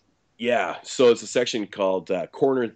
They have a section here called Corner's Report. It's basically just a section in the magazine about weird stats and like morbid facts and stuff. I just always wanted to read one of these things off like every week and stuff. I don't know. Jeremy probably knew this. I'm surprised that I didn't know this, but it's because it's just so fucking obvious. But maybe I'm the only person in the world that didn't know this, but I thought this was actually interesting. I was reading this. The name of Chucky, his human alter ego, Charles Lee Ray. Charles Manson, Lee Harvey Oswald, and James Charles. James Earl Ray. I think that's so fucking cool that they just like, it's just so easy, but it flows so well. Charles Lee Ray. Yep. Yeah, I absolutely love that, man. I thought that was just very, I can't believe you didn't know that. Yeah, you are the only guy that didn't know that. Probably, but that is not the fact that I wanted to read out this week. I thought this was interesting. Okay, so before shooting The Shining, Stanley Kubrick took the whole fucking cast of The Shining and he fucking made them watch Eraserhead to get into the mood. Yeah, and to get into the mood of filming a horror film. I thought that was actually a really interesting and odd choice. I'm going to bring that up in my film class. That's interesting. Yeah, it is interesting. It's like Eraserhead? Like, Stanley Kubrick did a lot of weird shit. I would not want to work for that guy, I'm sorry to say. Yeah, man. He was a fucking nut. He saw things a certain way, and that's yeah. But I mean, hey. He made I think we're kind of missing a lot of that in today's filmmakers, that like, you look at some of the greats like Hitchcock and stuff, they all had these like weird things about them where they like, had these certain ways of doing things, and you don't hear too much about that anymore. Totally. Ever, actually. Yeah, ever. Lots of weird, quirky people back in the day, for sure. Oh yeah. So yeah, that is gonna do it for Moodz Swingz. Yep. Alrighty. So all right, cool. that was a fun Moodz Swingz. I definitely think this found footage list was like one of the easier lists, in my opinion, to do. Anyway, we're gonna go into the what we watch segment. Where did we agree on 2 picks, 2 films, and a pick of the week? Right? Is that what we're gonna do? I have 3 films. All right, I have 2 and a pick of the week. So whatever you guys want to do doesn't matter to me. Who wants to go first? I'll go first. Okay. So, the first film that I watched is Atrocious from the year 2010, and I watched this specifically for the reason of it. I've heard good things from both Jeremy and Moodz, and I was like, you know what? I want to see if this would make my top 5, maybe my top 6, 7. It's a really solid film. It follows 2 teenage siblings who are kind of doing their documentary filmmaking thing as they travel to their vacation house, I guess it is. Yeah. And it's kind of a nice layout, and that's one of the strongest points of the film. I think the ending is fucking awesome. Yeah. Okay. So yeah, the set pieces are really neat. You know, they got like a hedge type maze outside. You know, it's more than just hedges though. It's like full like grown in stuff. There's a well out there, very creepy stuff there. The house is really cool looking. You know, a lot of cool shots in the house and stuff. The kid will set up his camera in different places. What is it? This is a Spanish film, correct? Yep. Okay. So basically there's like an urban legend of a girl ghost thing that, you know, kind of haunts the grounds or whatever, and they pretty much are you know, trying to, you know, make their little movie and stuff, and shit starts happening, to say the least. Their dog disappears, and kind of the reveal of the dog was pretty powerful. So like Jeremy says, the ending, I actually really like the ending. I'll tell you what though, man, this surprises me that you have, like, this is why I said your list is interesting, because this film is very, very much like the Blair Witch Project. It almost is a copy of the Blair Witch Project in certain ways. There's even certain scenes that are done very similarly. When one of the characters takes off running through the hedge maze, it exactly took me back to the Blair Witch, when at the end of the film, when the one character was running, the male character was running, and Heather's trying to follow him and stuff. And there's just, even the ending, like, kind of, you know, reminded me of the ending of the Blair Witch Project in a certain way. And I think this film owes a lot to the Blair Witch in the way that it was done. So yeah, it's solid. I give it a 7.5 out of 10. Oh, that's pretty good for you. Yeah, I really liked it. Now, I highly recommend this movie. I just noticed the similarities between the Blair Witch, and that's probably why I like it too. Really good acting, surprisingly. I was kind of surprised at that. You know, sometimes I can't really necessarily 100%, you know, it doesn't shine through when I'm reading subtitles, because I'm looking at the words, and kind of the other the faces and stuff are kind of in my peripherals. But yeah. Very, very good. I really like Atrocious. It's very solid. Yeah, I really agree, man, with, you know, your assessment of it. It's a good film, you know. It is. It's very solid from front to back. Yeah. Solid story, great ending. Very creepy moments. There's points in the house where there's the kid is moving through the house when shit's going down, and he's like so scared to look like in one section of the house, so he just runs past the doorway, and it just reminded me of like just a realistic look at like what you would do in that situation, how fearful you'd be. I remember when I was watching that movie for the first time, and I was thinking to myself, I really hope the ending doesn't let me down. And I thought it was going to, but then it didn't. I totally understand where you're coming from. I was like, no, don't let me down. Don't let me down. And it just like kind of delivered the goods. And yeah, it's just totally, wow. Yeah. Yep. There's nothing worse than watching a film, especially of like, you know, the found footage type. And then, you know, everything's going pretty good. And the ending is just complete ball sacks. And you're like, ugh, fucking ruins it so bad. But that movie I'm with you though. Because I totally was feeling a bad ending coming in. And then I thought I was right. I was like, "Yep, see, bad ending." And then I was wrong. And you know, I love the ending of the Blair Witch Project. I think I believe I named it my top one ending of all time, maybe. So yeah, I mean, shit, dude, this one kind of took me back to that a bit. So yeah, next. I will go. Yeah, this movie, the first one I want to talk about here is from, shit, dude, I don't even know what year it is. 2008, it says on IMDb. It's probably right, 2008. And it goes by the title of Bonnie and Clyde versus Dracula. You actually watched this? Yeah, man. So going into this film, I was expecting something pretty fucking bad. You know, I was As you would with a title like that. Yeah, exactly, right? And what I got was something that kind of took me by surprise. At first I was thinking this movie is going to be really goofy. It's going to have like such a fucking comical overtone to it and, whatever. I was kind of wrong. My pre-assessment of this was completely wrong. So this movie actually doesn't take place in present day. It's not a present day Bonnie and Clyde. It actually takes place in the early 20th century. So all the set pieces and everything is like old school. Right there, it sold me. I was like, wow, the set pieces, everything is actually like pretty good. And I was like, this is fucking crazy. And it's basically your run-of-the-mill Bonnie and Clyde story, except for it has Dracula in it. Bonnie and Clyde obviously do this heist. They're infamous for doing all their heists. But anyways, this one particular heist goes wrong, and they have to seek shelter at this their doctor friend's place and stuff. And what they don't know is that this doctor is hiding a secret, and he's got like this vampire basically living downstairs and doing all this sorts of weird shit and stuff, which I won't give away. But it's pretty much the gist of the story. So nothing that crazy and stuff. What I got with this movie was an amazing performance by Tiffany Shepis, man. This is the best acting I've ever seen her do in a film. She's really damn good in this. Like, actually legitimately awesome as Bonnie. Like, she's fucking brutal. She's so heartless and ruthless in this film, but pulls off her accent really good. She never lets it down throughout the film. Everything about her was just phenomenal. But the overall tone to the film was a lot more serious and darker than I was expecting. Like I said, it's like Hansel and Gretel get baked. Yeah, it was just very surprising. Like, you look at the cover of this movie and you go, fuck, this movie's not gonna be serious. I mean, it's not 100% serious. There is a couple comical moments in it, but I think it's also due to the fact that it has like almost like a comic book feel to it, with certain scenes like where they're shooting like their Tommy guns and stuff like that. It just the way it's done, it's not like, like, it just has that type of feel to it, but it like in a serious tone, if that makes any sense. But really, really kind of quirky, weird film, like, just to throw that whole Dracula angle in there, with good performances. The guy that plays Clyde in the film, I thought it was really good too. But man, Tiffany Shepis really steals the show in this film.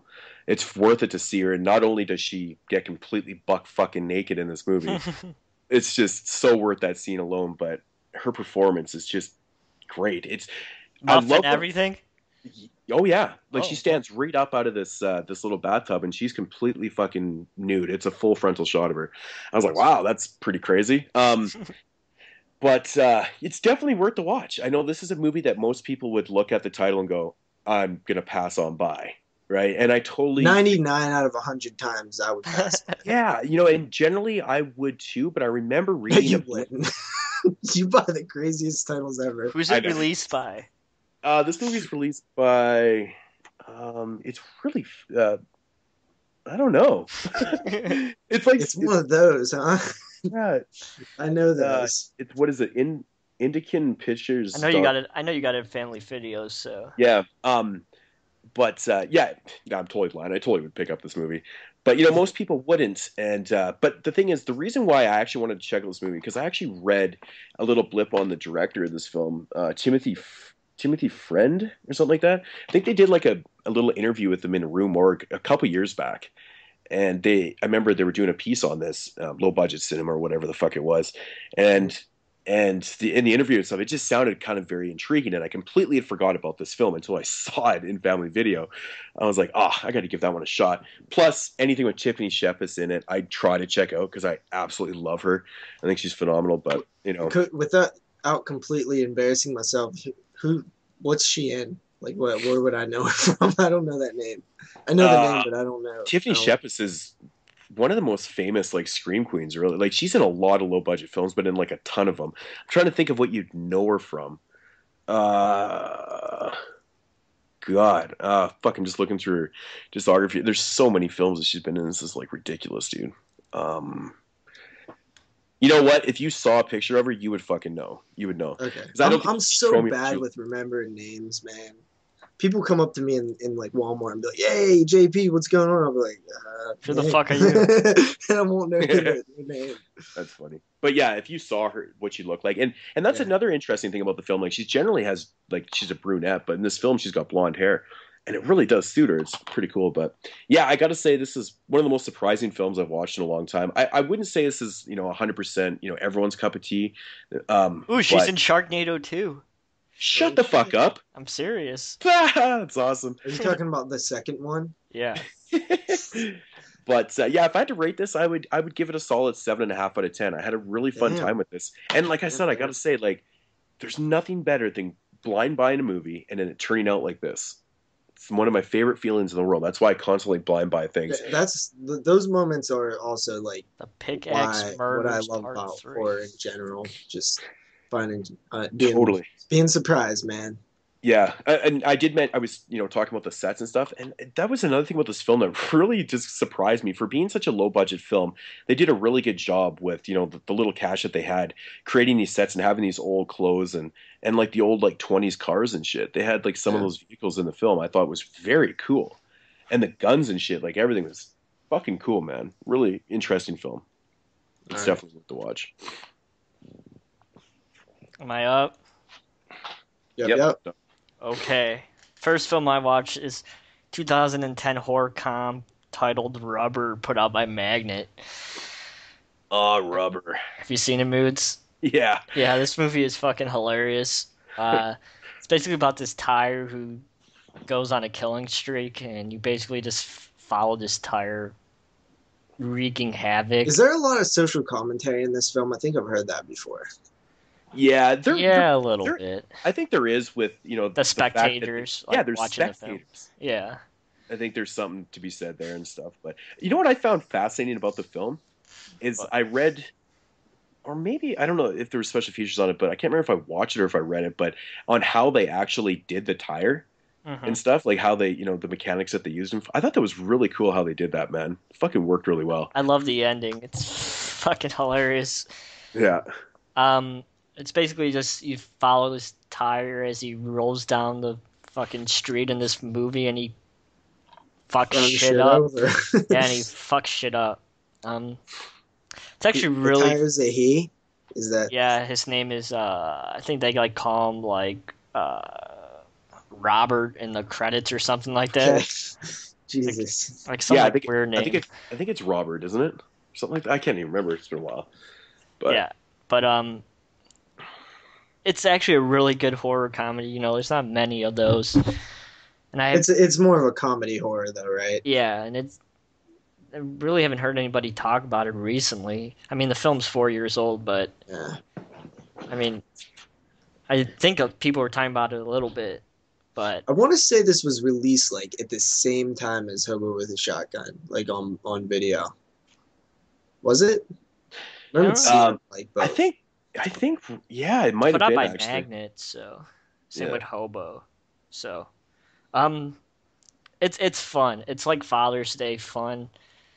I'd recommend it. I give it like a 6.5 out of 10. It's nothing brilliant, but it's just a stupid movie.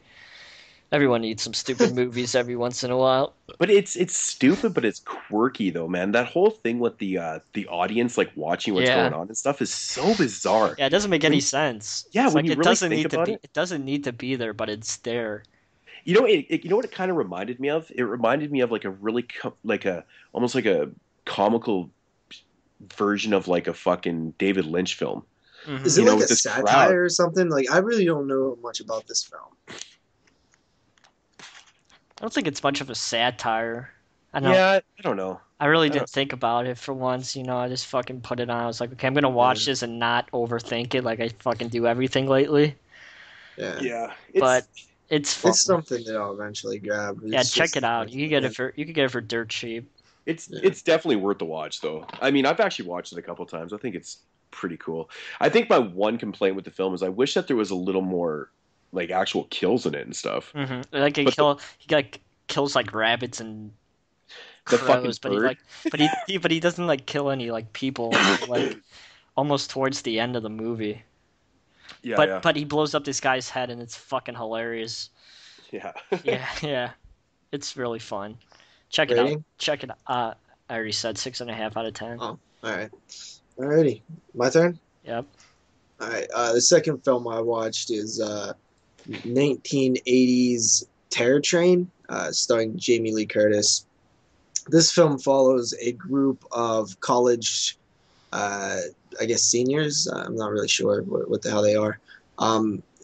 They are having a New Year's Eve party on a train, and they had pranked a person 3 years earlier, and caused him to have like a mental breakdown. And they think that this guy has come back wearing different masks on the train, because it's kind of like a mask party. I don't know what you'd call it, like a costume party on the train. And he's picking people off and stuff. It's basically his story. This one, oh man, I don't know. I didn't really care for it too much. I didn't not like it, but I didn't love it either. Mm-hmm.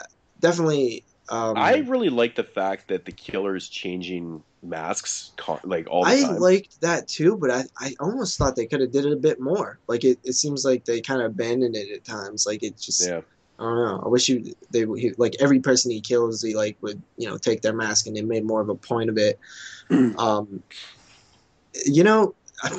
I've said it once, and I've say it again. Jamie Lee Curtis, I know where you're going. is overrated, and I think this film shows it, because she's just another scream queen. Here, like you could replace her with anybody from the same era, and it'd be the same exact film. I really didn't find her too awesome at all. I don't know, man. There may be some better kills or something in this one where it spiced it up a bit. Overall, I didn't really care for like any of the characters. It was really bad. There's like a whole magic show going on at the same time. Actually, David Copperfield. Is that really David Copperfield? That is no doubt. That's David Copperfield. That 100%. is awesome. That just made me like it a little bit more, to be honest. Yeah. And that's something that is a whole other topic that magic is dead. Like, I remember when I was a kid, like, magic specials were, like, an event. It was, like, a huge What about thing. clowns, man? Clowns? Clowns are dead. Are they? I wasn't aware. So, yeah, I mean, How I think often people do you like see Chris clowns? Angel was, like, killed magic. But that's a whole other topic. I really like David magic. Blaine, man. I still like David Blaine, because the he's not doing things like flying across, like, 7 buildings. Like, he's like levitating like 5 inches off the ground and then falling back down. Like, you got Chris Angel doing like crazy ass shit. It's just so unbelievable that you're taking the mystery away from it, and you're like, this guy's a dick. But anyway, back to Terror Train. I think that now that it's David Copperfield, it kind of like, because I was gonna say that they focused on that a bit too much, but shit, David Copperfield's awesome. So I don't know how I feel about that now. I don't, the train setting I thought could have been a little bit cooler. Like, I didn't really feel like we was in a train the whole time. I don't know, man. It just, there's like issues with it. I didn't really get into it too much. The characters sucked, like I said. It just felt like you're kind of slightly above average 80s slasher. There's so many better slashers than Terror Train. But I give it a 6 out of 10. Yeah, the very end, I won't say anything about the end of the film, but just the way it goes down, I literally bust a gut every time at that scene. It's so ridiculous. It's like, it makes me laugh so hard. Yeah, every time I watch it, the whole movie's worth watching just for that scene alone, because it's so fucking funny. It's still not like a good ending, though. It's just no, it's not. But it's the way it goes down. It's so funny, man. Yeah, it is funny, unintentionally funny. Yeah, oh, totally unintentional. And that's why it's funny. And I'll get into that a little later. Just thinking about it right now is bringing us wrong. Yeah, Terror Train. What like thinking back, like what would you probably rate Terror Train? Yeah, I'm kind of in the same boat. I find that a lot of the characters are kind of bland. You don't really care too much about them. I'd probably give it, 6.5, 7 too. I always found it was kind of a little I lackluster. liked that it was set on New Year's Eve though. Like that was cool. Like I wish they would have, made that more of a thing. Mm-hmm. Yeah. Alrighty. So that's it for Terror Train? Yep. All right, so the second film I watched this week is another family video pickup. This is from 2011. This movie is from the Philippines, and it's called The Road. So it's not the one with Viggo Mortensen. That road was actually filmed like 5 minutes away from where I live for sections of the film. The other road, the one that's from the U.S. When the fuck did you grab this? I don't remember you buying this. I don't know. I think it was one of the last places that we went to actually grab this one. I remember, again, this was another film that I read like a little blip on it and completely forgot about it. And I saw it. Oh, okay. I know where you got this. Yeah, I remember, and I was like, oh, yeah, The Road. Totally. They were giving you a hard time about it. Yeah, I remember now. Yeah. So, yeah, it's from the Philippines. And this is actually a pretty interestingly structured film. It's done in like 3 different parts. Basically, in the first part of the film, it's about these 3 kind of teenagers or whatnot. They're about 16 years old, and they steal one of their mom's vehicles, and they go for like a joyride down this side road, kind of basically what it is. It's like off the main kind of interstate type thing. I don't know what the hell you want to call it, but anyways, they go into this kind of secluded. It's like road. A back road. Yeah, it is basically kind of like a back road thing. We got a lot of those. Yeah, and so they're fucking driving around in there, and all of a sudden this car kind of pulls up to them and starts fucking with them a little bit, and they're kind of obviously freaking out because there's nobody back there. There shouldn't be anybody back there at all. Anyways, it doesn't turn out too well for these 3 teenagers. They end up getting killed, and then basically what it is, it's like a police investigation. It's a lot to do with police investigation in this film, and so this is the first part of the film, and then the second part. During the police investigation, they actually find a burnt-up car back in these bushes and stuff, and it has a body in there. And it's from this girl that went missing about 10 years prior. And so they start investigating this and linking these new dead kids to this one and stuff like that. And then it kind of tells the story of how these sisters and stuff, how it went down in the second part for them. And then so it goes through that, and it's almost done almost like in an anthology style in 3 different parts, but it's all one film. Anyways, and then the third part, you learn who the killer is. This one sounds very, very interesting to me. Yeah, well, you actually learn who the killer is in the second part, and then the third part actually goes back even further. It goes back 10 more years to 1988, and when he's a little boy, and it shows him like how he grew up and why he was actually like that, because his mom was like this sadistic fucking bitch, and she really controlled his father and shit like that, and then certain things go down and stuff, and so it shows the killer like when he was a kid and stuff. And this is the way the film's structured. It's actually in parts, like I said. It literally says part 1 and then part 2, part 3, and then throughout the whole film, it's like this police investigation that's going on and stuff. And it's a very, very interesting film. It's long. This one runs about 110 minutes. So it's just under 2 hours. I thought that... I love how 110 minutes is long these days. Well, for a horror film, that is actually quite long. Well, don't watch In the Void, because that's like fucking 3 hours. Yeah, dude, like 90 minutes is... I don't have a problem with long films. It's just, if they're done properly, right? Yeah. Yeah. But this one, I find that... That's the question I want to know. What's that? Should it be the length that it is? I think it probably could have been trimmed down a little bit. I think some of the stuff that they're showing... Entity was fucking 2 hours. Yeah, that's a good movie, though. That's like 2 hours of... that movie. I believe we mentioned that. Yeah. That it fit the time. Yeah. But yeah, so this one, I think there, a little bits in the second part I thought could have been trimmed down, maybe some in the third part and stuff, taking 10, 15 minutes off it. But overall, it's a really interesting film with, I really watch a lot of films from the Philippines. It just doesn't seem like a place that puts out a lot of films, but I'm sure they do. But, yeah, very cool film. Love the structure. The story was very interesting and intriguing. Really good acting all around, man. I thought everyone did a really good job in this. It was shot well. It was actually edited pretty cool too. Man, I'm gonna have to keep my eye out for this one. Yeah, it was really good. Like I really enjoyed it. I watched it with the wife, and she's like, "Yeah, very cool film."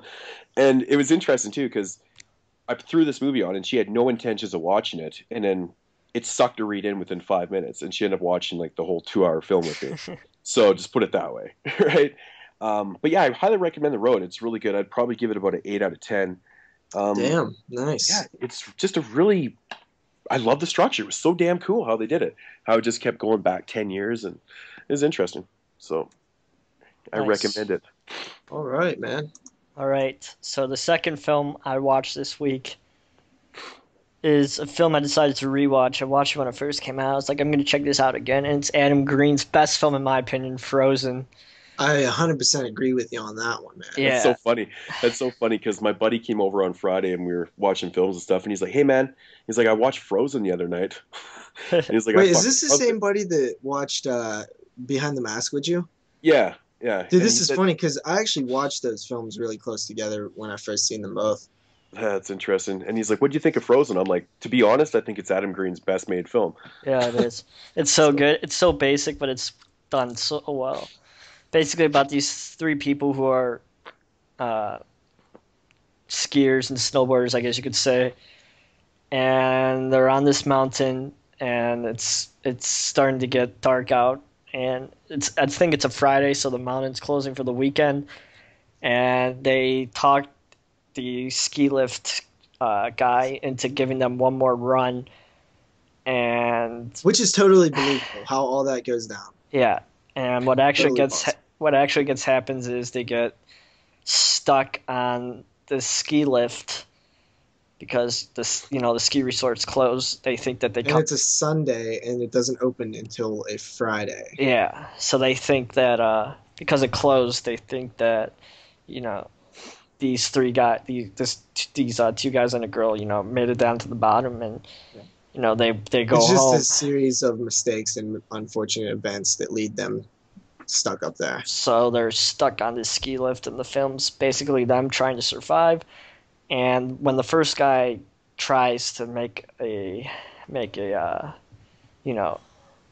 call for help, that scene just makes me fucking cringe so badly. I thought that scene was so well acted. The whole thing. So nasty. So fucking nasty. And for me, having someone that like happened that with my arm, my fucking bone popping out like that, it fucking just made me cringe so bad. But it was so well done. And from that moment on, it's just. Yeah, you don't want to say too much more because it kind of gives away the key moments of the film. You should really check out Frozen. It's so fucking solid. I gave it like a 7.5 out of 10. It's really good. Yeah, my rating would probably even be higher. I loved Frozen. It was one of my favorite films of that year. It was such a surprise for me. I blind bought it just because I seen Adam Green's name on it and I knew he did Hatchet. And I was just in love, and I still love that film. It was all filmed, I think there was only like one or two scenes that are not filmed on an actual ski lift, sitting there like out in the cold. Like it's so legit. I highly, highly recommend you guys check out the behind the scenes stuff and the commentary on that disc. It's one of my favorite commentaries and behind the scenes stuff that I've seen. Yeah. That film's fucking fantastic. Solid film, man. I agree. Yeah. That's exactly how you make a film with a bunch of people sitting around, stuck in one location and talking. That's exactly budget. How you do it. Yeah. Yeah. Yeah, man. Good dialogue. Yeah. Goes Great a long dialogue. way. Yeah. Great dialogue. Great believable characters. Sean Ashmore is awesome. I love the dynamic of like the bro versus like the girl. Like it all feels very natural, and I've been in situations like that. All right, so I just had my pick of the week, and I know you guys could talk about one more, so go ahead. Okay, my next film, as I stated last week, I'm going through the catalog of one Wesley Earl Craven, or Abe Snake if you want to go down that road. So yeah, I decided to pull out a film that I actually now have 2 copies of because it's the first time that I, you know, accidentally He bought pulled 2 he things. pulled he pulled a Jeremy on this one. Yeah, I've never done that in my life. I've Ugh. always known what I've had in my collection, I and bought 3 copies of Kill List. I picked up Cursed, which I actually already own but haven't watched. So yeah, Cursed. This one was from 2005. Kevin Williamson written, Wes Craven directed, the Weinstein Company produced. This film follows a brother and a sister, Christina Ricci and Jesse Eisenberg, I believe, as they are attacked one night by a werewolf in the Hollywood Hills. And they are both infected with the mark of the beast, the virus, the curse, if you will. And they're basically now more elite. They're stronger, faster, have better sex appeal, and they're dealing with Jesse Eisenberg's kind of still in high school, who's dealing with his shit. And then it's kind of hard for Jesse Eisenberg to have sex appeal. I'm sorry to say. He's like the least. He's like the least sex appeal dude. He's the least sexy male guy for you. I guess. I guess you could say he doesn't. He just doesn't. Note taken. He just doesn't look like somebody that gets laid all the time. No, well, so Christina Ricci is like more in the professional world. She works for like some TV production or some shit, and basically they get better at stuff, and then they have to deal with the fact that they're werewolves and try to find the like head werewolf who's like after them and shit. Actually, not 100% bad. I actually kind of liked it at certain times. There's one scene in particular that was like painful to sit through, and it was when Jesse Eisenberg's at school and he like the wrestling jock like kind of fucks with him, and those scenes were painful to watch to begin with because it's like hey fag, like it's that jock, the jock that's like so overdone and it's like so it's so stereotypical, like ridiculous, like fake high school jock. Like those people really don't exist like that. No. It's like the guy with the switchblade, like those guys don't exist. The guys that carry around the switchblades with their leather jacket, they don't exist. I don't know if they existed back then. They don't exist anymore. So it's kind of like one of those characters. And he's in a wrestling like match, and he's doing all these like suplexes and shit, and I'm just like, get the fuck out. Just stop, okay? This is absolutely ridiculous. You officially like broke any trust I have in you because how ridiculous this shit is. It's insane, and everybody's like looking at it like, oh my god, like it's real, like that, like something like that could really happen. Yeah, that scene was painful to watch, but I mean, honestly, it has its moments, it has its bad moments. I didn't hate it. I do know that this film had a terrible production, like just a bad. It was years, I believe, of just problems, and there was like a lot of people were supposed to be in it, like Skeet Ulrich and a few other people that were popular around this time, post Scream era. I forget some of the other names, but a lot of people were attached, and I believe scenes were even filmed. They had reshoots, all kind of crazy shit happened. Director's cut. But no, you got to get the unrated cut though, because there's some gore in there. There's some CGI, and actually the werewolf doesn't look half bad at times. Other times it's CGI, but was this a pure garbage for kids under 13 when it came out? It was, but honestly, if I didn't know that, I wouldn't have been able to tell I would have thought it was a regular R-rated film if by the unrated cut. So, it's definitely not one of Wes Craven's fine points, but I don't think it's his worst. So 6 out of 10 on Cursed from 2005. I should humor myself one day and actually watch this movie. I've had it sitting around here for a while. There's some painful moments in there, dude. I know. I've heard. Yeah. But you can tell that there was possibly a good movie somewhere in there. Mm-hmm. Yeah, 6 out of 10 you gave it? Yeah, I actually liked it more high than most people probably, because I was a little surprised by that rating. I think some of the scenes work really well. Like there's a scene where when they first get attacked by the werewolf, and I think that scene's done really well. It kind of has a cool mood to it, So yeah. Coolio with the flow. All right. Yeah, my next film that I watched this week was one that I was curious about when it first came out, released by Anchor Bay. Oh, I believe this came out last year, yeah, 2013. Um, yeah, it was because Daniel Harris and Robert Patrick were in the film, so that piqued my interest right there. And it's called The Black Waters of Echo's Pond. yep. Yeah, I recently picked this up also. Yep, I have it too. Yeah, I thought it sounded pretty cool, but kind of generic at the same time, really. I could tell you don't like it It's a already. pretty cool title. I like that title. Yeah, it's a pretty decent title, I guess. Basically, you get the backstory in the beginning of the film, which I won't even get into. Moodz hates this movie. I could just tell. Yeah. So yeah, you get like a little bit of backstory. But anyways, it centers around like I think it's like 9 characters or something. They all go out to this remote islands.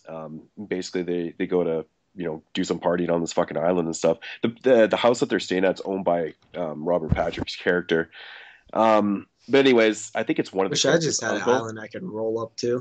Yeah, it's one of the characters is their Robert Patrick is the uncle or whatever. So anyways, they go out there and they set up shop in this place. Anyways, now, is Danielle Harris actually in this movie? Yeah, or is it she's one actually, of those? No, she's actually in the movie the whole film. Okay. Which was awesome because she's so fucking hot. Yeah, but man. She's so anyways, hotter in real life. Yeah, she's really short, isn't she? Yeah, I was like standing next to her when I met her, and she was like up to like my shoulder. Yeah, that's awesome. So anyways, you got these 9 characters, and you can tell right away that a lot of these characters have issues with each other. And anyways, so they end up finding this board game inside this house, and basically this board game is like from Jumanji. It's like from these ancient times, shit like that. But this game kind of has a mind of its own. It's kind of possessed, really. And what the point of this board game, what it does to people, it kind of brings out. Does Robin Williams come out of it? Robin Williams, awesome. I love Jumanji, man. That movie holds a place in my heart. I like Jumanji also. It was a cool film. So anyways, this board game, as they're playing it kind of starts getting like a mind of its own and stuff. And it almost seems to possess people to do things that they probably otherwise wouldn't, and also say things and think things. The game is kind of twisting their minds a little bit, and it's making these people think things that is going to make them do things to other people in a bad way and stuff, if that makes any sense. So it's kind of fucking with them. It's totally fucking with them, because all these friends already have issues, and this game is just bringing it out of them, And basically it turns into a fucking bloodbath. Characters start killing off other characters because of things that they've done in the past or what they thought they did and whatnot. So that's kind of the whole premise of the film right there. It's entertaining. It was pretty entertaining. There were some pretty decent kills. Daniel Harris is, beautiful throughout the whole film. Fucking awesome. Robert Patrick really isn't in the film a lot until the end, and he's pretty fucking kick-ass at the end, though. But, the fucking very end of this film ruined the entire movie. It just one of those. It just ruined it, because it was actually quite entertaining. Like, to be honest, a lot of the characters you didn't really like that much because, the things that they supposedly have done and stuff was just making them look like douches. Pretty much the entire, like, everyone was like that. Daniel Harris was pretty cool, though. Like, her character was pretty solid. But, a lot of the characters don't really care too much about. But it's one of those things that, after everything goes down and then the very end happens and you're like, fuck off, really? Like, that's the way, that's what. Did you say that out loud? Was you like, fuck off? I did. I said fuck off. I know that when you say fuck off to the movie, like, out loud. Like, I know that. If they didn't have that fucking stupid ass ending, it's actually now. Was there room to end it in a better way? Like, did you think of something and you're like, it would be way better if you did this? Yeah, totally. If they just didn't do what they did, it's so easy to avoid this disaster, and it was such a letdown. It was such a letdown, and like I said, like, some of the kills are pretty damn good. It got bloody and it got pretty gory. It was all practical effects and stuff, which was pretty cool. And, but it's just some of the characters and stuff. I don't know, man.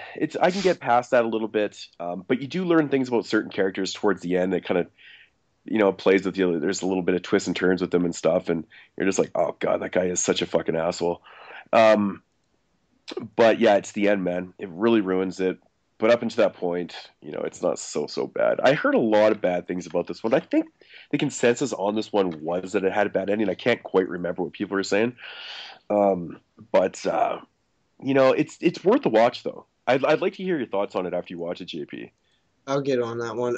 But what's funny about the title of Black Waters of Echo's Pond is I actually have a place near me called Echo Hollow, and there's a lot of sulfur in the water, so it makes it look red. And I always thought it'd be funny to make a Red Waters of Echo Hollow. Nice. One thing I did like the setting of the film, though, like this, this house on this island. I think it takes place in Maine, I believe, or something like that. Yeah. I thought it was pretty cool. Like the setting was cool, and just the idea of being on this secluded island. I mean, it doesn't really make a difference, I think, where they set this movie, to be honest, but it was a decent setting, anyways. And there was some pretty decent atmosphere, like when they're outside and stuff, like when things weren't going down inside the house. But it was not bad. But it's definitely worth the watch, in my opinion. But just don't be surprised when the end happens. That's all I can say, man. Note taken. If I had to rate it, I give it about a 6.5. Entertainment value. Is there a lesbo scene in this movie? I was entertained with it. Yep. With Danielle Harris? Well, yeah, I guess. I haven't seen it in a while. Oh, you have seen this movie? A long time ago. Like, I think it came out in like 2009. I think that's like... Is that when it actually got released in 2009? No, I think he might have seen it somewhere else. I don't think it hit disc until... You're right. It says it was released in 2009, but yeah, it hit DVD in 2013. I remember there's a funny fucking part, man, involving some chick's fake titties. Oh man, I laughed so hard in it. It was so funny. And yeah. So yeah, 6.5, probably appropriate. It's it was entertaining, so that's all that counts. $5 million budget, it better be pretty fucking entertaining. All right, I just had pick of the week, so... Oh, yeah, we're at pick of the weeks now. So, am I going to go? Yep. All right, so my pick of the week is a movie that I actually picked up a while ago, and you guys are going to fucking hate me. But I finally popped it into my Blu-ray player to check out how the PQ and everything is, and that's John Carpenter's Christine. Yes. Wow. Silence on the end. Fantastic film. Yeah, yeah. But y'all, from the wonderful company that is Twilight Times. So how is the transfer? It's actually really good, actually. It's not the best, but for the high premium that Twilight Time charges for their movies, it's definitely not worth it, but... Good for you. It's just so disappointing, man. Like, it's just good to have it. Because it's worth like $100 now, so... Sell that shit. No, I'm gonna keep it because. And then when it gets re-released, then you're gonna be like, "No, I got this stupid Twilight Times version with no special features." No, there's some special features. The sweet ass fucking new version that's gonna be all awesome. You're gonna have to buy that one. Yeah, but Christine follows this nerd who buys his car and it's totally trashed, and of course the car's possessed, and the car starts to change him into this badass, and that's basically the film. And the thing about Christine, it's not about the car, which I think helps with a lot of people. It's about the dude. Yeah, it's about the de-evolution of this character and how he becomes like a douchebag. Yeah, he becomes a huge fucking douche. He's kind of a badass too. Yeah, but you kind of hate him though because he's such a douchebag. Yeah, you do really love Christine. Yeah, but it's not your typical John Carpenter film. There's not the kills and there's not the gore, but... It's a really good book, man. Yeah. It's a good book. Now, the scene where where he buys the car and you see like the history of like the guy, you can tell there was something going on. Do they go into that in the book? Because I always thought that would be a cool movie. Like knowing like what all happened with the car before he got it. Before our lead character gets it. Well, it was on the... Don't you see that in the beginning of the film when it's like on the assembly line? Yeah, but that's the only one segment of the car's history. There's a lot of time in between that. Yeah. I don't know. You have to ask Moodz. I haven't read the book. Oh man, I haven't read it in so many years. I just remember loving the book though.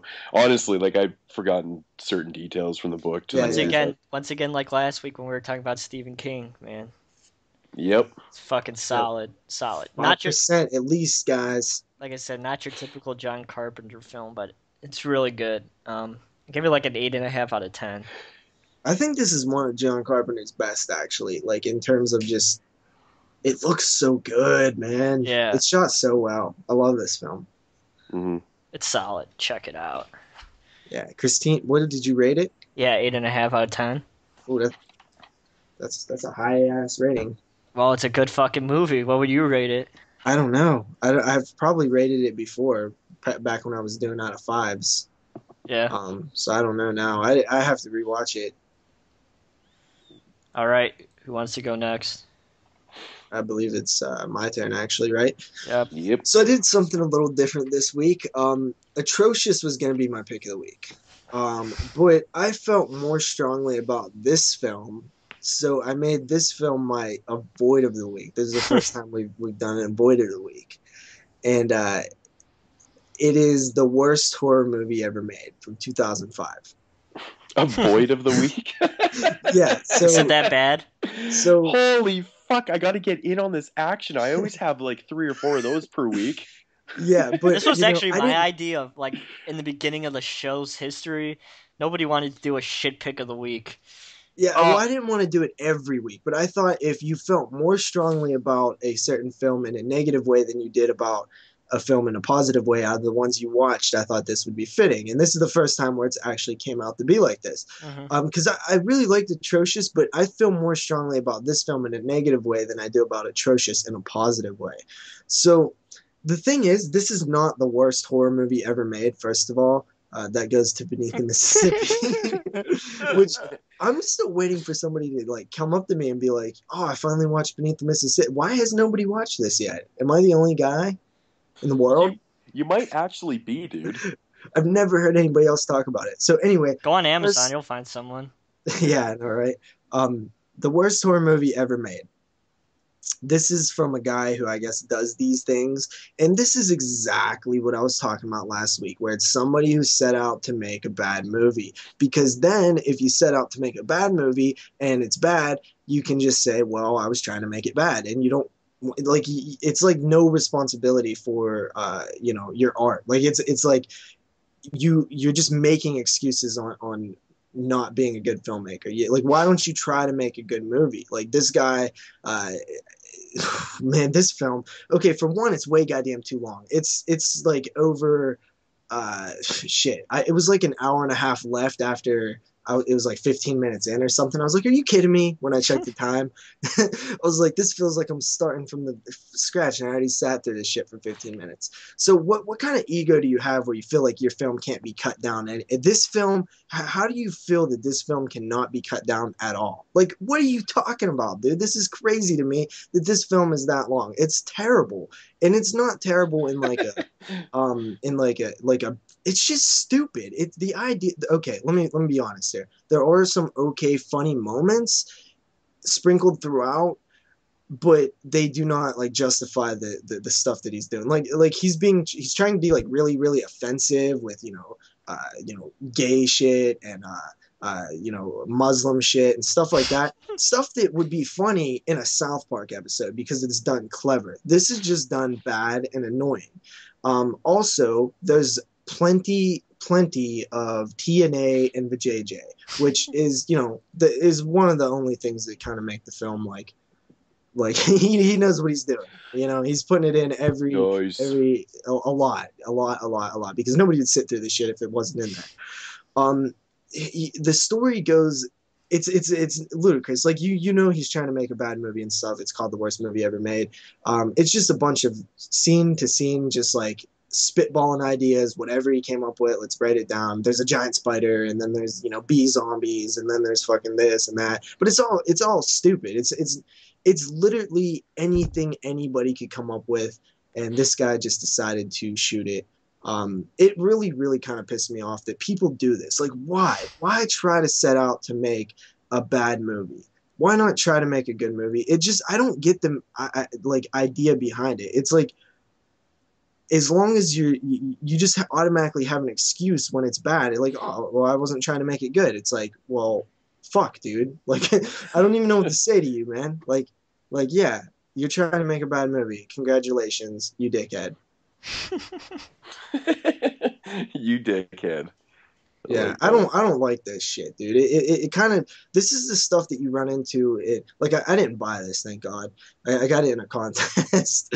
But you know what? Honestly, if you make this a 60-minute movie, take out all the bullshit. There was enough funny things in here to make the movie to where it could have actually been something. Not something good necessarily, but it could have been something instead of just nothing, and it's just stupid. And this guy, I don't know him personally, and obviously, but I can't imagine that I would get along with him. Because from what I understand, all of his movies are like this. Huh. Interesting. That's it. Yeah. I give it a 1.5 out of 10. 1.5 out of 10? Like I said, there was things in there, which is even more annoying. It's more annoying that you covered it in shit, dude. Like you take your movie and you try to make it bad when I can see you have potential to create funny stuff if you just actually try, bud. Just try a little bit. Try to make a good movie, man, and maybe I'll come back to your films and I'll give you some props. But, come on, man. Jesus Christ. It's silly, dude. Damn. I really wanted to check that one out, too.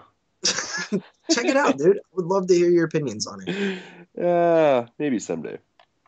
Alrighty, so my pick of the week here. Oh, and he remade this film. There's the worst horror movie ever made, Remake. It's actually titled that. Shut the fuck up, really? Yep. That's so awesome.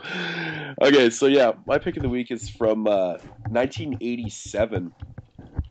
And it's a film called Central Park Drifter. Central Park Drifter? Yeah, also known as, Graveyard Shift. Yeah, this is kind of a unique, different type vampire film. It's really cool, actually.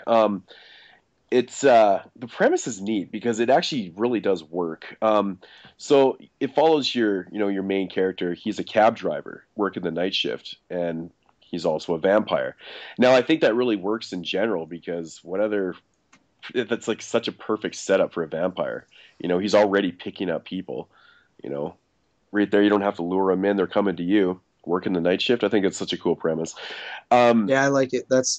Sounds cool, man. Yeah. And of course, this is set in New York, so it's got that really dirty, grimy. Really? What year did this come out?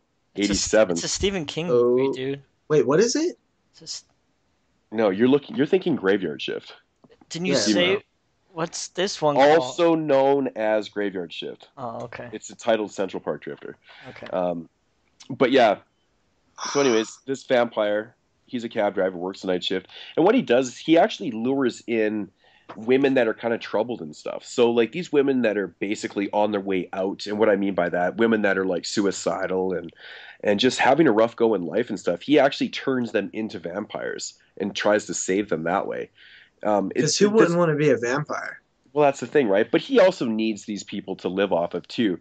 So what he does is he turns like a bunch of women into vampires and stuff, and for himself to survive, he actually has to suck on their blood and stuff like that after he's turned. It's kind of interesting. So he takes these troubled women. He's not just killing innocent people, but he takes these troubled women, turns them into vampires, and he's like the lord of the underworld. Like he runs this whole underworld of vampires and stuff. And these women basically do his dirty work for him and stuff like that. It's very cool. But he unfortunately makes the mistake of like falling in love with a human.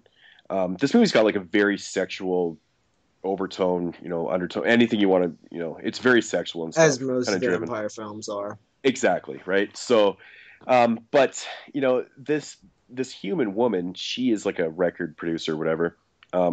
She is married, but she's got this husband that's like a total douchebag, and she's kind of estranged from him. They live together, but they're like not together and stuff like that. It's kind of a really weird vibe that you get from this. I've never really seen that in a film before. It felt so awkward at times. But anyways, like she finds out in the film that she is actually dying. They never even say what she's dying from. Like she gets these test results back from this doctor, and she's fucking dying. But, you know, him being a vampire, so if he can sense that, he picks her up in the cab one night, and he knows right away that she's dying. But he doesn't want to turn her because he's, like, fallen in love with her. And that's kind of one of the things. Once he's turned women into vampires, he can no longer love them. Right? This is a little new mythology. Yeah, it's so weird. So, like, that's why he doesn't turn sign. her. He wants to save her. There's new stuff. Yeah, so he wants to save her, you know, by turning her into a vampire and making her immortal. But at the same time, he knows that he can't love her if he does. It's very interesting. It's very cool premise and stuff. But yeah, I'll just like. How's it a New York setting? Like, is it like it's very New Yorky or no? Yeah, you get glimpses of it and stuff, but it is pretty cool though. Like, you know, the 1987, he's driving like the old school cabs, like, you know, like the ones from like the 60s and 50s. It's really cool, man. I really like that. The movie's pretty much all set at nighttime, obviously, because, well, he's a vampire. Awesome. He's a vampire. So, but yeah, very, very fucking cool film. It's got some pretty decent gore and stuff in it. I really like the whole kind of love story and deal. The whole thing, like when it goes down with like her husband, you know, in the end of the film, it's a little weird, but you know, it didn't really matter to me. I thought the atmosphere in this film was so great, really great soundtrack too, really great 80s kind of synth soundtrack and stuff, kind of dark feeling. Yeah, it just has all those really good 80s qualities. This sounds like something I'd really like. Yeah, I think you'd really enjoy this. Like I said, the storyline's kind of, when I read the back of this movie and it said vampire working as a cab driver in New York, I was like, I didn't even read the rest of it. I picked it up. I was like, that's awesome. I think that just works so well. It's so perfect, right? But highly recommend this film, man. I mean, it's I got this for fucking dirt ass cheap. It's actually released by Shriek Show, and the funny thing is, when I picked this up, I didn't even know it was a Shriek Show release. This is a really old release, though. You said that it was like all at night. Pretty much all shot at nighttime. See, yeah, that's something that I don't think is done enough anymore either. I remember watching Laid to Rest, and I really noticed that like it's all like one night, like all at night. Like I like that. I like movies that do that. That's cool. Yeah, it's not set over like one night either. It's set over like a time period, but almost every scene's at night. Like they show him going to sleep and stuff, but you know, when they show him again, he's working the night shift, and you know, it's cool, man, because the vampire, like, you know, he's like a regular dude. Like he's in his coffee shop, like eating food and stuff, and it's really weird. It's really weird, but I highly enjoyed it, man. I thought it was really kind of unique, and I'm glad that I just took a chance on this blind buy. It was only like $3, so kind of a score deal. But yeah, if I had to rate it, I'd give it an 8 too. Even though it's my pick of the week, I gave it the same as The Road. But I really enjoyed this one because it's got that perfect 80s kind of tone to it. You know, it's really good in that aspect. So, yeah, dude, man, and it has quite a few boobs in the movie too, by the way. I love like that I said, it's very New sexual. York setting, so that instantly makes me like it. Also, really quickly, the worst horror movie ever made. I might have come off a bit of a dick, but I just would so much rather see what this guy can actually do, like, because I did see things in there, you know, the 1.5 rating, and we'll just disclaimer on that, like, I didn't mean to like insult the guy too much. Yeah. Alrighty. So that is our films that we watched this week and the pick of the weeks. So avoid of the week. yeah, / avoid of the week, which is a 1.5, which is one of the lowest ratings that has been given. Yeah, I wouldn't even put that in my top 5 worst horror movies ever made, though. Yeah. No, I wouldn't. All right. So now we're gonna hop into the new Scream Factory release of Dead Shadows, right? Yes. Dead Shadows.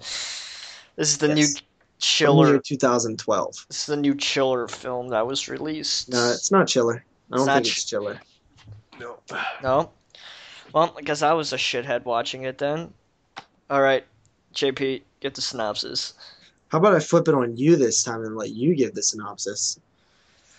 Okay, so it's about this guy whose parents died, and the same day that his parents died, they see this comet coming to Earth, and I guess it's like everyone's gonna party for this comet coming, and apocalypse starts happening, and people start acting strangely, and shit starts to go down because of this comet. That's about it. Yeah, there's a lot of weird things about this movie, man. Like beginning of the movie, it kind of gives this like really brief backstory to, Chris's parents dying, from. Now, did they say, is it from the comet, or did they just happen to die on that day? I guess it would be kind of implied that they died from the comet. And it's if it was weird the same day. I know, it's weird because it doesn't really actually straight up tell you. But I thought the backstory was really weird, but then it just jumps into, I believe it's 11 years later? Yeah, 11 years later. And now there's like another comet that's, coming and all Is it the same comet? No, it's a new comet. It's a different comet. And then all of a sudden people start acting all fucking weird and stuff. This one is fuck. There's a lot of plot holes in this film. There's a lot of things that aren't explained. Mm-hmm. That I noticed. I've watched this movie twice now, and I fucking thought that I missed something the first time. Yeah, see, I was thinking watching it twice was going to help you. Yeah, and there's plot holes, man. Like, okay, there's certain things that are just not explained in this film at all. And I'm like, what the fuck? Like, it's just so easy. This movie's so short. It's 75 minutes long. Mm-hmm.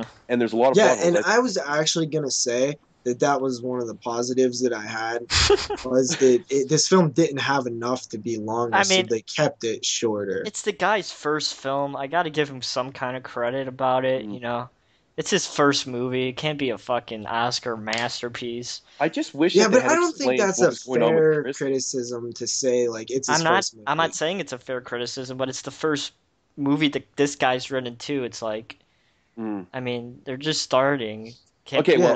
I just tend to not look at that when I look at film too much. Yeah. I'm gonna start with my positives on the film. I like Johnny. I thought Johnny was fucking cool. He was the so-called Canadian in the film. I thought he was pretty badass. He was pretty cool. You're just saying that because he's from Canadian. No, trust me, I'm not. He'd be from Quebec. So, but anyways, the guy from Saw. Come on. Yeah. This is what is this? French? This is a French film, right? Yeah, this is from France. Other things I did like, I thought the soundtrack was fucking awesome. I really liked it. Yeah, I actually did too. Yeah, it was really good. For the most part, there was practical effects in this, really? But there was a lot of good bit of CGI, dude. No. There was a lot of practical effects, but there was a lot of CGI. Yeah, and some bad CGI too. I'm gonna say that, but there was. I thought the penis. Oh my god! I thought that the scene where the girl was like melting away, I thought that was kind of cool. I just that wish they was probably one of my. That was my favorite. That was my favorite effect in the movie. Yeah, I just wish they had done it like showed it a little longer. It kind of gets. It's just too quick in the film. Yeah, it's not like Hellraiser, but it's cool. Yeah, but it was still cool. It was cool to see that. Well, nothing's like Hellraiser besides the incredible melting man. Yeah, yeah. I'm trying to.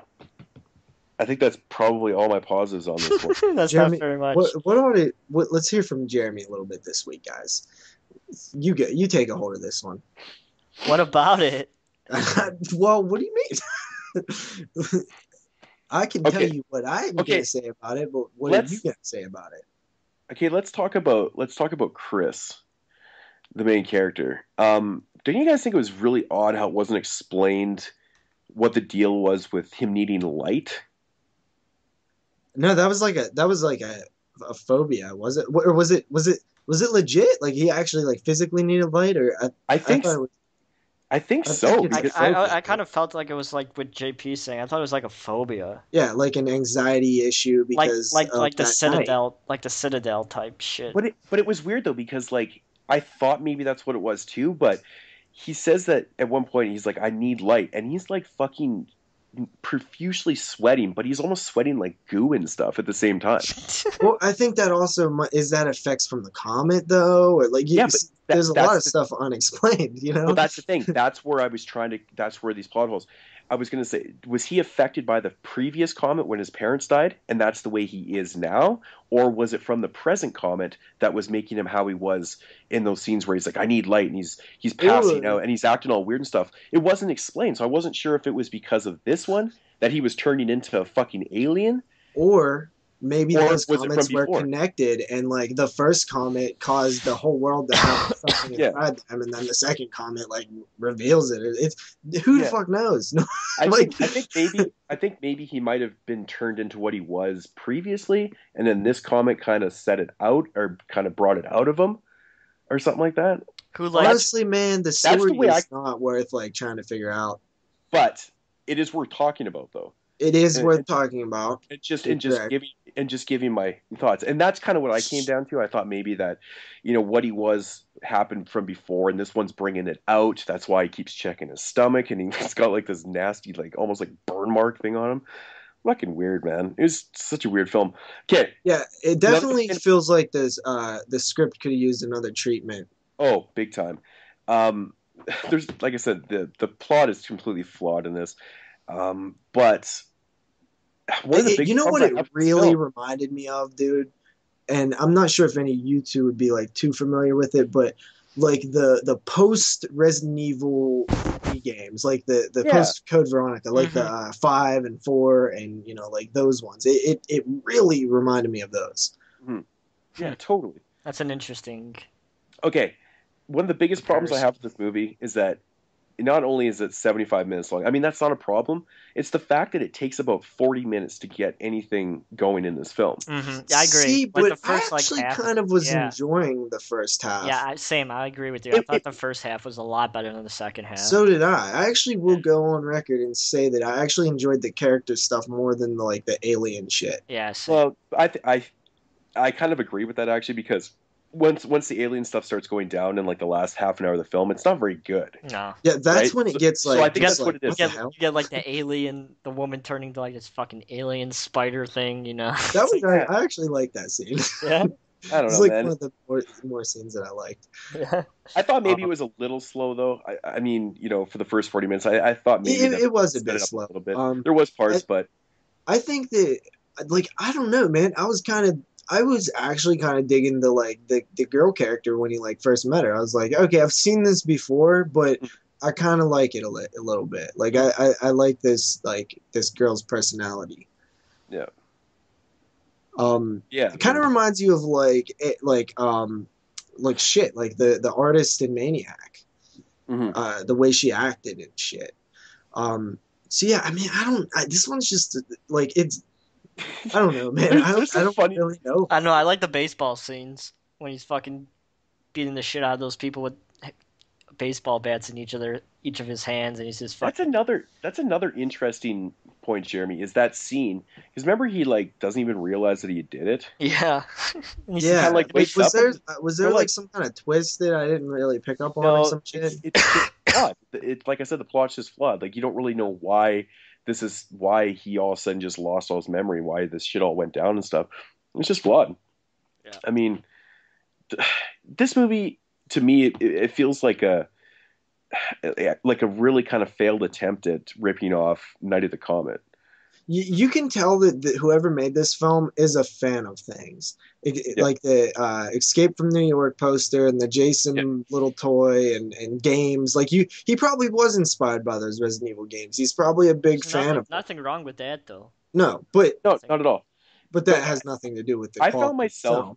Yeah. I found myself wanting to know what was in those DVD stacks. I wanted to know what was you looking and tilting your head I can't see anything? Yeah, man, totally. Yeah, I do that all the time, man. I didn't really notice the first time I watched the film, but the second time it was it kind of really popped at me. But the scene where they're in his bedroom or whatever, him and the girl, and just the outside imagery, how CG or how computer generated that was. Mm-hmm. Pretty much all that was so generated, but that scene in particular, though, it just looks so phony. It doesn't. Do you think it kind of bugged me the second time? It didn't really bother me the first time because I didn't really give that too big a shit about it. It bugged me that for being a nerdy guy, that this guy was supposed to be all these chicks that were talking to him. Yeah, no doubt. It's right? Bro, bro, what are you doing? What are you doing, dude? They're throwing themselves at you practically. There's some fucking interesting moments in this film. Like, there's like a point in the film where they basically call Canadians idiots. I was like, wow, that's pretty funny. I wonder if anyone else caught on to that. I don't think I did. Yeah, and that was a kind of an interesting moment. I thought that was pretty funny, but once again, with the end of the film, I just found that like there wasn't a big enough build up to the for the climax and stuff of the film. Like, it just kind of happens, then you're just like, oh, okay. Yeah, and you know what? I wanted to say that on Cursed. The third act of Cursed was like way fucking too long. Yeah. I've just thrown that out there. It's kind of random, but I found this. Yeah, it's like here's the build up, and then shit starts going down outside, and there's some pretty decent scenes, and then all of a sudden it's just like, okay, we're done. And the character that like he teams up with or whatever, that guy was not properly developed at all. No. Mm-hmm. No. You don't know anything about him. Yeah. Like, okay, why? They had a lot of issues with that. But do you need to know anything about him? A little bit. One thing I would like to know is why, when he basically saves Chris in the beginning of the film from those thugs, like, why did he even give a shit? He's just like, leave him alone, and then he pulls out this fucking huge machete. But these guys were kind of scared of Johnny, though. Uh-huh. So Johnny he's known, or they know who he is. How do you even remember these character names, dude? Like, I have because I watched it twice, and there's only like 4 characters in the movie. Yeah. Which is funny. I can't remember the girl's name though right now, which is interesting. Is it like Claire? Yeah, Claire.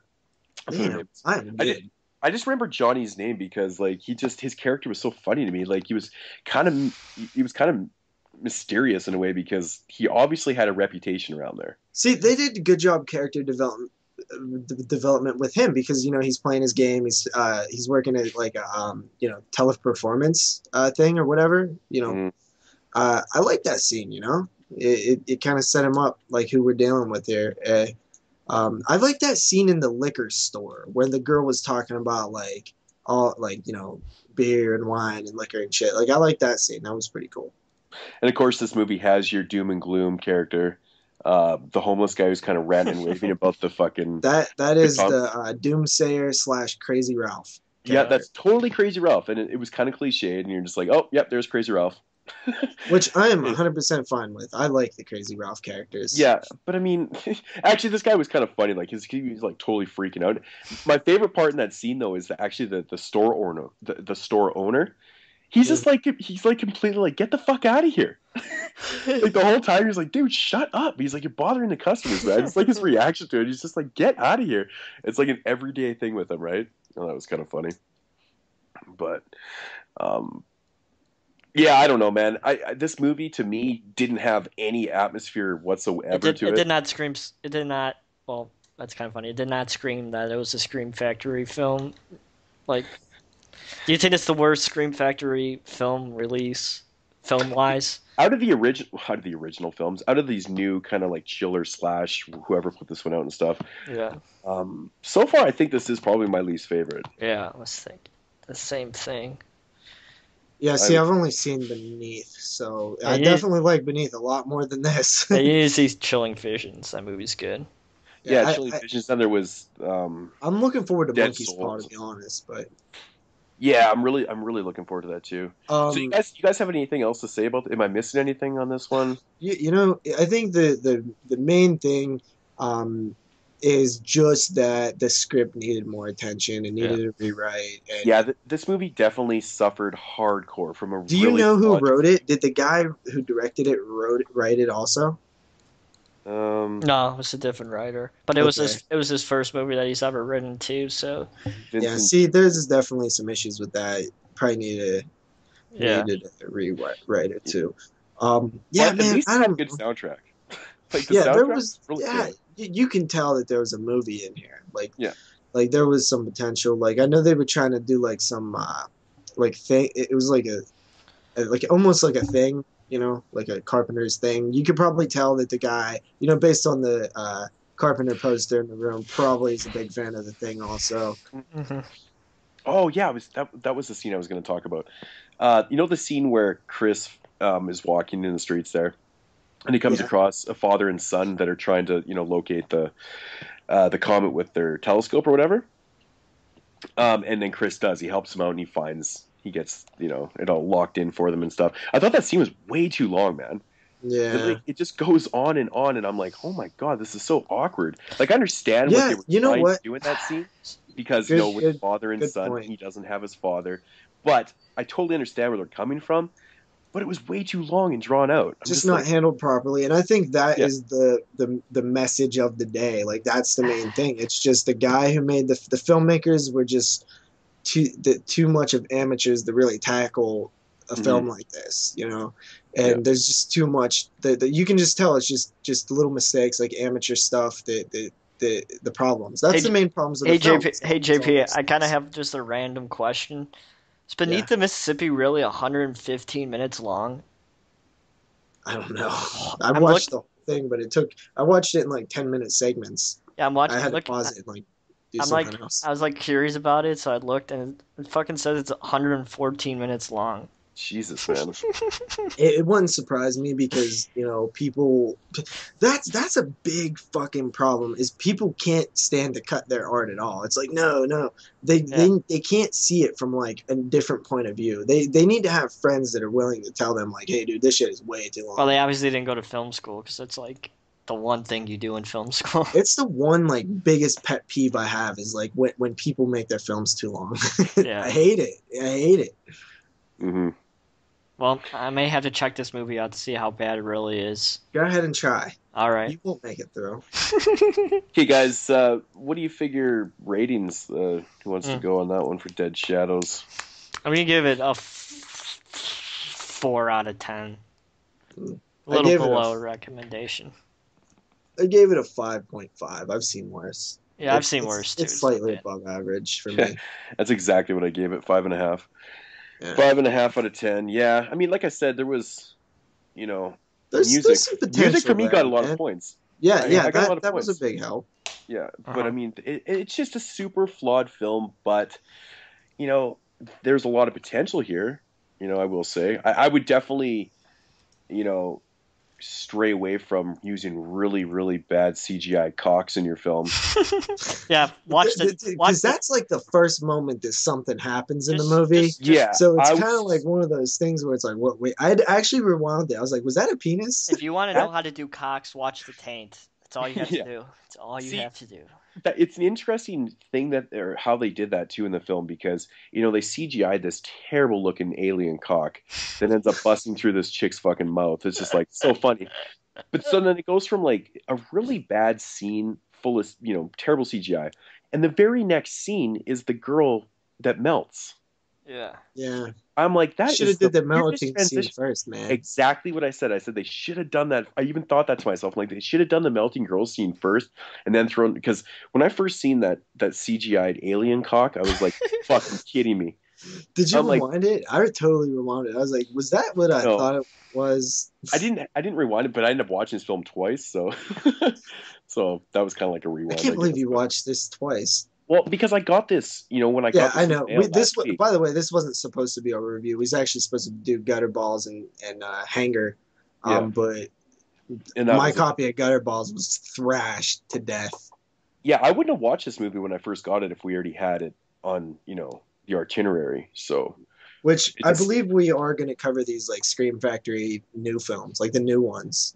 Yeah, I think every time they put out one, we'll definitely do it. So yeah. All right, any other thoughts, fellas? No. Worst movie ever made sucks. Next week's question: top 5 post 2000 vampire films. Make your list, and hopefully I won't miss them. I want to shoot you a few ideas for those top 5s. Maybe you haven't thought of. I have about 400 on here already, but you can totally. Yeah. Like now or later? No, not now. All right. Okay. All right. So thank you, everybody, for listening to the 19th episode of 22 Shots of Moodz and Horror podcast. Next week, we'll be coming back with the Big 2-0, and we'll be doing the Viewer Choice Show. We'll be picking 3 films that you guys recommended to us. We all picked 1 film from all the recommendations, and we're going to be reviewing those 3 films. I guess I won't tell you guys what the films are until next week. So we actually should tell them. Yeah, we should. All right. It's The Tripper. What did you pick? You picked The Tripper. I picked The Tripper because that movie is fucking David Arquette. I picked Pieces. And I just picked cuz. And I picked Calvary. Yeah. So Adrian should be happy with JP's choice for sure. So stay tuned to next week's show. It should be a fun and interesting show. Are we going to be doing the what we watched next week and stuff like that, guys? Probably not. Maybe All pick right. of the week. All right. Okay. So then we'll be coming back for that. So stay tuned to that. If you guys want to follow me on my channel, you can do so at youtube.com/NESRoar22. If you want to follow JP over at his channel, aka the man who still hates Pee Wee Herman, you can follow him at his channel at youtube.com/doubleshotj. If you want to follow the man Moodz himself, click the subscribe button down below, or if you're watching on the devilseyes.com or listening to us on iTunes, youtube.com/Moodz616. Oh, also, we should start throwing this out at the beginning, but if you want your comments for surely seen, your top 5 list, shoot us an email because I check that daily. Yeah. 22 shots of moods and horror at gmail.com. Also, Twitter, 22 shots podcast. It's not 22 shots horror. We actually almost have like 100 followers on there, I think. Damn, that's more than I have. Yeah. But I think there might be some fake ones. Yeah. Yeah, it's weird.